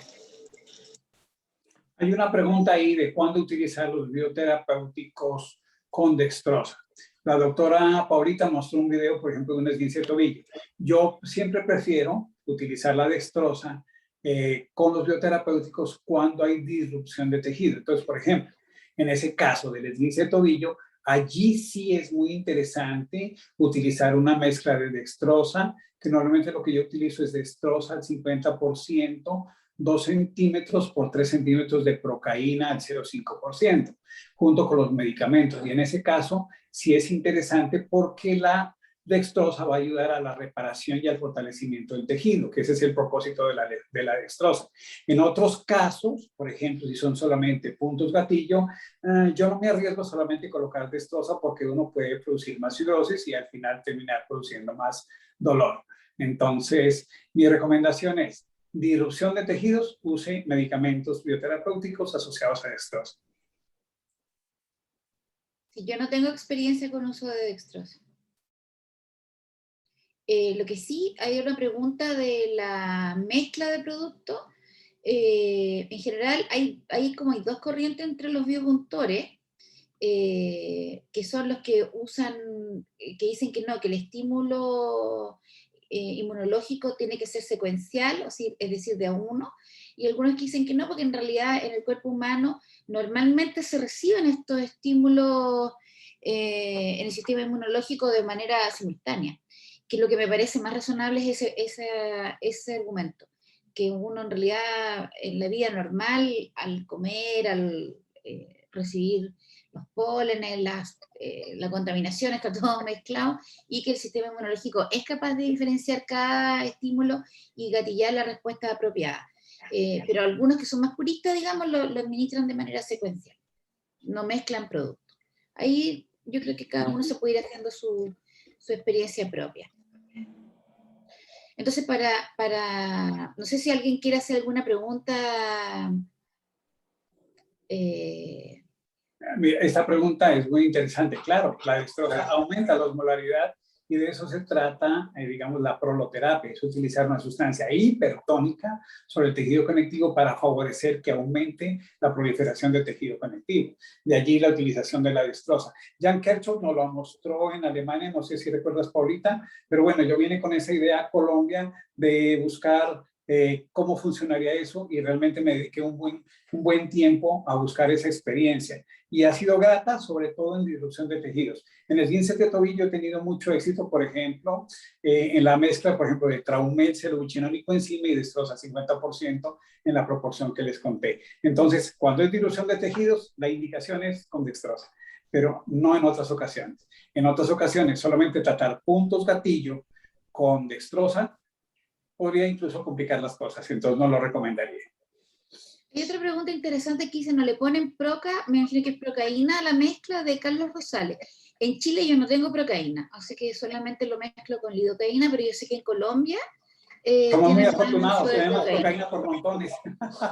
Tenemos muy buenos laboratorios que nos producen buena procaína, entonces tenemos esa dicha de utilizar un anestésico que es muy ácido, que produce un efecto irritativo muy grande sobre el tejido, pero que su efecto anestésico es malo, y eso es bueno para nosotros. porque obviamente los efectos secundarios son menores y la utilizamos al 0,5, al 0,7, al 1, al 2%. Más segura. Entonces, es claro, es mucho más segura y nos permite trabajar áreas mucho más grandes que con la lidocaína, ¿no? Y lo otro es que el efecto inicia mucho más rápido, entonces es mejor tolerado también para el paciente. Exactamente. Y hay una pregunta aquí que es de Olga Díaz, que me parece interesante, que dice si está indicada la biopuntura y qué medicamentos podría utilizar para una paciente con dolor por fracturas en columna lumbar por caída. El Paciente de medicamento es 81 años. Traumel, es mi respuesta. El Traumel es el medicamento. Para fractura, Traumel es el medicamento excepcional porque ayuda a la cicatrización, modula la inflamación y además evita la hiperfibrosis. Entonces, evita una fibrosis excesiva. Entonces, el medicamento que hay que utilizar en sospecha de fractura es Traumel, incluso dentro de la fractura. Yo lo utilicé una vez con uno de mis hijos que se fracturó de una fractura en la muñeca y corregimos la fractura y le pusimos Traumel y luego lo contuvimos y el efecto sobre el niño fue realmente interesante. Y aquí en este caso la persona de 81 años que habría que efectivamente ser una fractura que esté estable, obviamente que no tenga resolución quirúrgica, habría que buscar si tiene puntos de gatillo miofascial en los paravertebrales y ahí se puede perfectamente colocar Excelente estrategia. a nivel de los paravertebrales, porque los paravertebrales cuando ejercen tensión por esta contractura comprimen de alguna manera la faceta. Y eso también es una perpetuación del dolor. Entonces, al aliviar el espasmo muscular asociado, disminuye el componente de dolor relacionado por causa muscular. De manera que lo que le duela efectivamente sea eventualmente la fractura, que no sea quirúrgica. Bueno, ahí hay una pregunta sobre dolor específico en rodilla. Mira, por experiencia, el dolor de rodilla no está provocado básicamente por la artrosis. Busque puntos gatillo y lo más común suele ser tendinitis de la pata de ganso. Ahora, si va a enfrentar una tendinitis de la pata de ganso, con biopuntura debe ser muy bien estratégico el tema, porque ¿recuerdan a esa curvita de aumento del dolor que yo les mostraba? Si uno ataca la pata de ganso como tal, es posible que usted le produzca más dolor al paciente y va a tener 72 horas de dolor con el paciente, muy terrible. Bueno, se puede modular con contrastes de calor y frío, esa ha sido nuestra experiencia, para mitigar esa inflamación. Sin embargo, puede ser un evento muy harto, muy aburridor, que usted puede aumentar el dolor al paciente. Entonces, debe saber enfrentar muy bien todos los mecanismos, como estaba en la diapositiva, tiene que saber cómo llegarle al músculo que está desencadenando punto gatillo, tiene que saber llegar a la entesis, al periósteo o incluso intraarticular los medicamentos para que tengan un efecto realmente efectivo en la artrosis de rodilla. Requiere un poco de práctica, pero se puede hacer y tiene mucho éxito. Nosotros hacemos infiltración interarticular de rodilla, aunque para Jan Kirchhoff, de su definición de biopuntura, las infiltraciones interarticulares no están contempladas, y eso es muy importante tenerlo en cuenta desde la concepción teórica de la biopuntura. La infiltración intraarticular no hace parte de la biopuntura. Lo que sí, Carlos, que quiero agregar es que el hecho que en la unidad miofacial, que es como el concepto que se está tendiendo a incorporar, incluye el tejido conectivo que rodea el músculo, por lo tanto, ahí también es importante que el paciente, por ejemplo, tiene un rol, el linfomiosot, que podría servir incluso a nivel, partir con la capa subcutánea. ¿Cierto? Y también es importante al paciente agregar cambios, por ejemplo, aumentar el consumo de agua, disminuir alimentos que sean muy inflamatorios, en el fondo para mejorar esta elasticidad de este tejido conectivo que rodea el músculo, porque en el fondo es como el paciente queda como una tortuguita, ¿verdad?, envuelta en esta caparación dura, que sería esta fascia rígida. Por lo tanto, para flexibilizarla, no sea la punción, por supuesto que nos va a ayudar porque va a producir la descontractura, pero tiene que ir ayudando entonces ahí con las técnicas de inhibición miofacial y con los cambios de estilo de vida, de ejercitarse, que va a mejorar la elasticidad de todos estos tejidos y de la cantidad de consumo de agua. Y ahí el linfomiosito. Es muy importante encontrar, como lo dice Travel y es para ellos en el libro muy importante, encontrar el factor desencadenante y el factor perpetuante de la causa del dolor. Entonces nos toca hacer una investigación en la historia clínica muy clara del comportamiento ergonómico del paciente. Cosas tan bobitas como, por ejemplo, dormirse con una almohada muy alta o con doble almohada puede ser la causa de una disfunción miofascial importante sobre los romboides o sobre el cuello. Entonces, pequeños cambios de vida son fundamentales para que el paciente realmente mejore la disfunción miofascial. Nos ocurre muchas veces que hacemos la terapia, es exitosa y el paciente vuelve y vuelve y vuelve con el dolor. Es porque no hemos corregido el factor perpetuante del dolor, que es muy importante hacerlo. Si eso no se logra, es muy posible que no tengamos éxito en la terapia también. Aquí hay una pregunta, biopuntura en Guillain-Barré. Yo creo que no, porque el Guillain-Barré es una polineuropatía aguda. Y el dolor probablemente es un dolor más bien neuropático, producto de esa polineuropatía, que de causa muscular. Sí, hay otra pregunta muy interesante también. Si, por ejemplo, veo que tal vez la doctora es una cirujana ortopédica, yo la animaría a esta doctora a utilizar medicamentos bioterapéuticos inquirúrgicos. Y me voy a referir nuevamente a la cirugía del dolor de Lerich. Y voy a recordar este tema porque hace parte de toda esta historia sobre la nocicepción. Lerich era un hombre, un cirujano, que acuñó el término del síndrome de Lerich, que es la obstrucción de las dos arterias femorales. Él, para poder solucionar eso, hacía grandes cirugías y simpaticotomías. Y los pacientes le quedaban con unos dolores terribles después de unas cirugías gigantes que eran hasta el retroperitoneo. Entonces, él encontró la solución en la infiltración de las cicatrices. Pero luego se dio cuenta que la colocación de anestésicos locales dentro del tejido antes de cerrar suturas era una solución importante también contra el dolor. Eso mismo nosotros lo hemos intentado hacer en cirugía, en Cali, sobre todo. Yo trabajo con un cirujano plástico en un tema muy complicado que tiene que ver con inflamación crónica persistente de alto grado, que es los pacientes que se aplican polímeros. Y nosotros nos dedicamos a retirar esos polímeros. No es cirugía estética, es cirugía reconstructiva gigante, sobre todo en el área de los glúteos. Y entonces nosotros, antes de cerrar planos, colocamos Traumel, ubiquinol y coenzima en las cicatrices y hemos tenido un éxito interesante en el posoperatorio del dolor y en la mejoría de la cicatrización. Eso es una experiencia muy bonita. Entonces si aquí hay un ortopedista que tenga esa gran oportunidad de utilizar los medicamentos inquirúrgicos, lo animo a que lo haga porque va a tener mucho éxito y se lo aseguro. En el caso de la neuropatía diabética, si un paciente que tiene un dolor neuropático con alodinia, yo no recomendaría que sea la punción en la zona, por ningún motivo. Y la contractura muscular del massétero, sí, pues se puede usar en los músculos masticatorios de todas maneras. De hecho, hay muchos odontólogos, por lo menos acá en Chile, que han hecho los diplomados de medicina bioreguladora. Tienen al maestro Rocabado, ustedes allá, que me imagino lo conoces. Rocabado ha sido un gran maestro para todos nosotros. Claro, y ocupan mucho los medicamentos bioreguladores en los músculos masticadores, con bastante buenos resultados también. No sé si hay alguna otra pregunta. Aquí estoy. Pues han sido muy buenas preguntas. Bueno, parálisis facial de origen periférico. El síndrome de Reis-Hunt. Busca en la mastoides que por allí pasa una lineecita pequeñita de nervio facial y que suele irritarse en parálisis facial del nervio periférico. El éxito es infiltrar, por ejemplo, Traumel, Engistol, ubiquinol y coenzima en la mastoides. Síndrome de Reis-Hunt.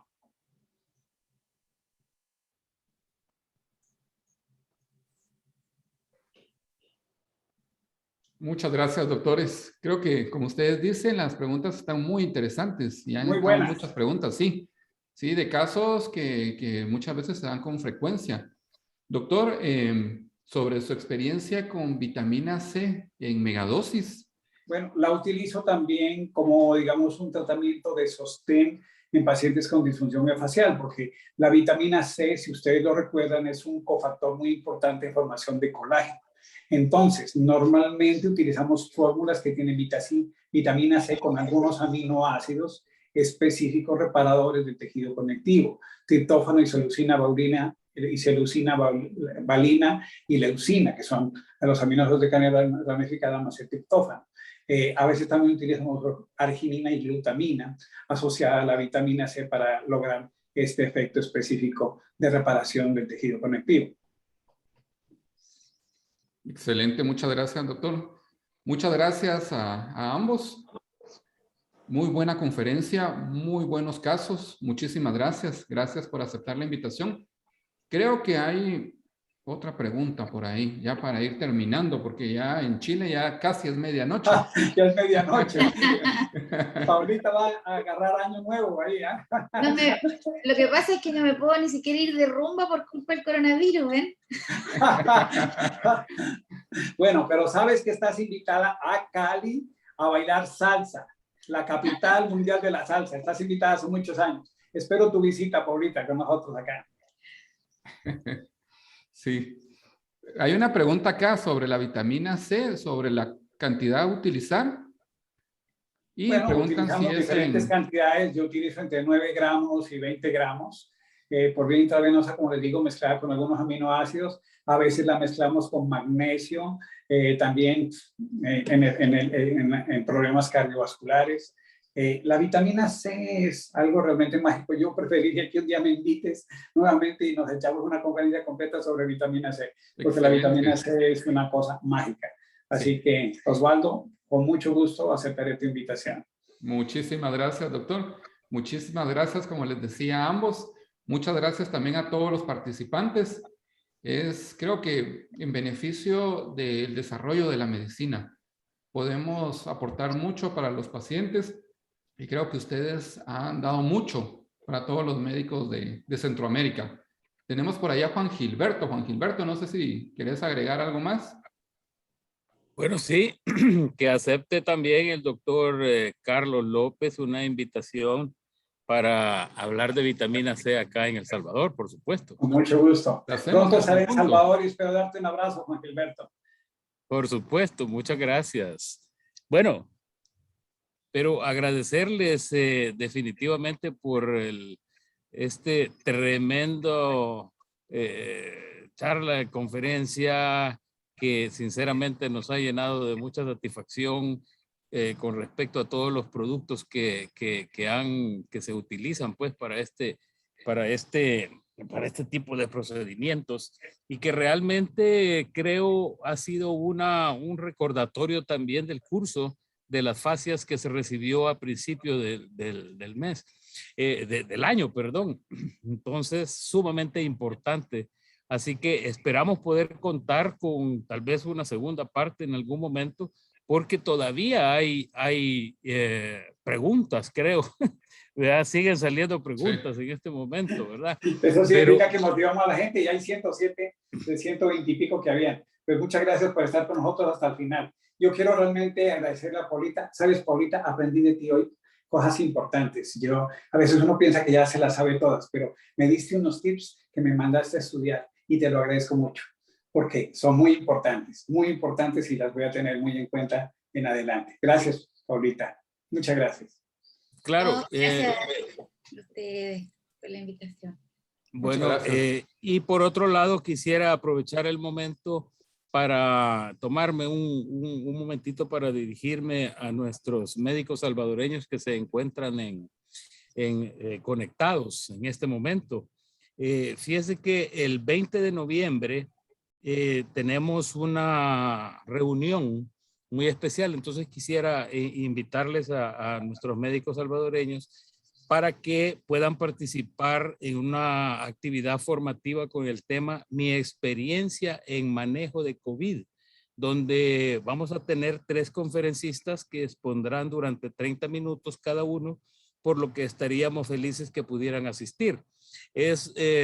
Pretendemos de que sea tal vez presencial con pocas personas, pero hacer un híbrido en un momento dado. Por lo tanto, esperamos de que híbrido, pues en el sentido de presencial en El Salvador, pero que podamos irnos pues hacia otros países, por supuesto, ¿verdad? Y que si en algún momento logramos este punto, podamos compartir con los médicos guatemaltecos y con ustedes también, por supuesto, ¿verdad? Según sea el caso. Así que desde ya les invito a esta conferencia. Y vamos a tener también un canal en YouTube donde cada uno de los médicos puede preparar un video informativo al respecto. Así que le vamos a ir dando forma y informando pues de aquí hasta el 20 de noviembre o antes, por supuesto, para que podamos tener esta participación. Así que quedan invitados de alguna manera desde El Salvador para este evento. Muchas gracias, Juan Gilberto. Comenta el doctor Tejada sobre su experiencia con COVID. Creo que el doctor López también, él nos platicaba sobre su propia experiencia en COVID y creo que hay mucho para compartir. Estuve como los toreros españoles toreando el coronavirus y me sobreinfecté. Mi problema fue sobreinfección sobre el coronavirus. El virus pienso que es fácilmente controlable. El problema fue una sobreinfección pulmonar que me dejó básicamente noqueado porque hice una situación bastante compleja y afortunadamente salí adelante porque hace 8 días la situación era otra historia. Entonces tengo una oportunidad y hoy agradezco estar con ustedes porque he deseado dictar esta conferencia hace rato, porque me siento muy agradecido con todos los países de Centroamérica. El Salvador es un país que adoro, Guatemala es un país que admiro y Costa Rica, Honduras, son países de una delicia, de sabor, de América Latina, de América, de Centroamérica en todo su esplendor. Son, como nosotros los colombianos, gente de mucha pasión. Y eso lo agradezco y por eso para mí es una gran oportunidad estar con ustedes aquí otra vez. Agradezco estar con vida y estar con bien. Muchas gracias. Pues yo creo que damos gracias a Dios también, doctor, de que esté con nosotros definitivamente y le admiramos definitivamente pues por este esfuerzo que ha hecho y la enseñanza maravillosa que nos ha compartido junto con la doctora Ritter, que creo... Imagínate, y Paola es la esencia de la rehabilitación de la fisiatría de Chile. Ustedes están viendo a lo mejor que tiene Chile en rehabilitación en estos procesos de dolor. Así que es una fortuna haber tenido a Paulita con nosotros. ¿Hace cuánto quería haber compartido esta conferencia contigo, Paulita? ¿Lo recuerdas que lo soñábamos hace rato? Así que muy feliz de estar contigo, muy feliz. Muchas gracias. Y también es muy interesante ver su experiencia en los hospitales, en las instituciones, doctora, y que nos haya compartido sobre eso. Qué interesante. Y las referencias también científicas. Muy agradecidos con ambos, doctora Ritter, doctor López. Los apreciamos mucho. Un fuerte abrazo a la distancia. Muchas gracias a todos los participantes y vamos a seguir. Este tema da para mucho y hay muchos temas que seguir trabajando. Muy agradecido con todos. Que tengan muy buena noche y doctores, cuídense mucho. Chao. Feliz noche. Gracias. Disfruten la vida, que es una gran oportunidad. Disfrútenla con bien. Chao. Gracias. Muchas gracias, Chao, doctor. Muy Paulita. amable. Espero verte Gracias. pronto. Carlito, te felicito por tu recuperación. Gracias. Gracias, Chao. Paulita. Gracias. Hasta luego.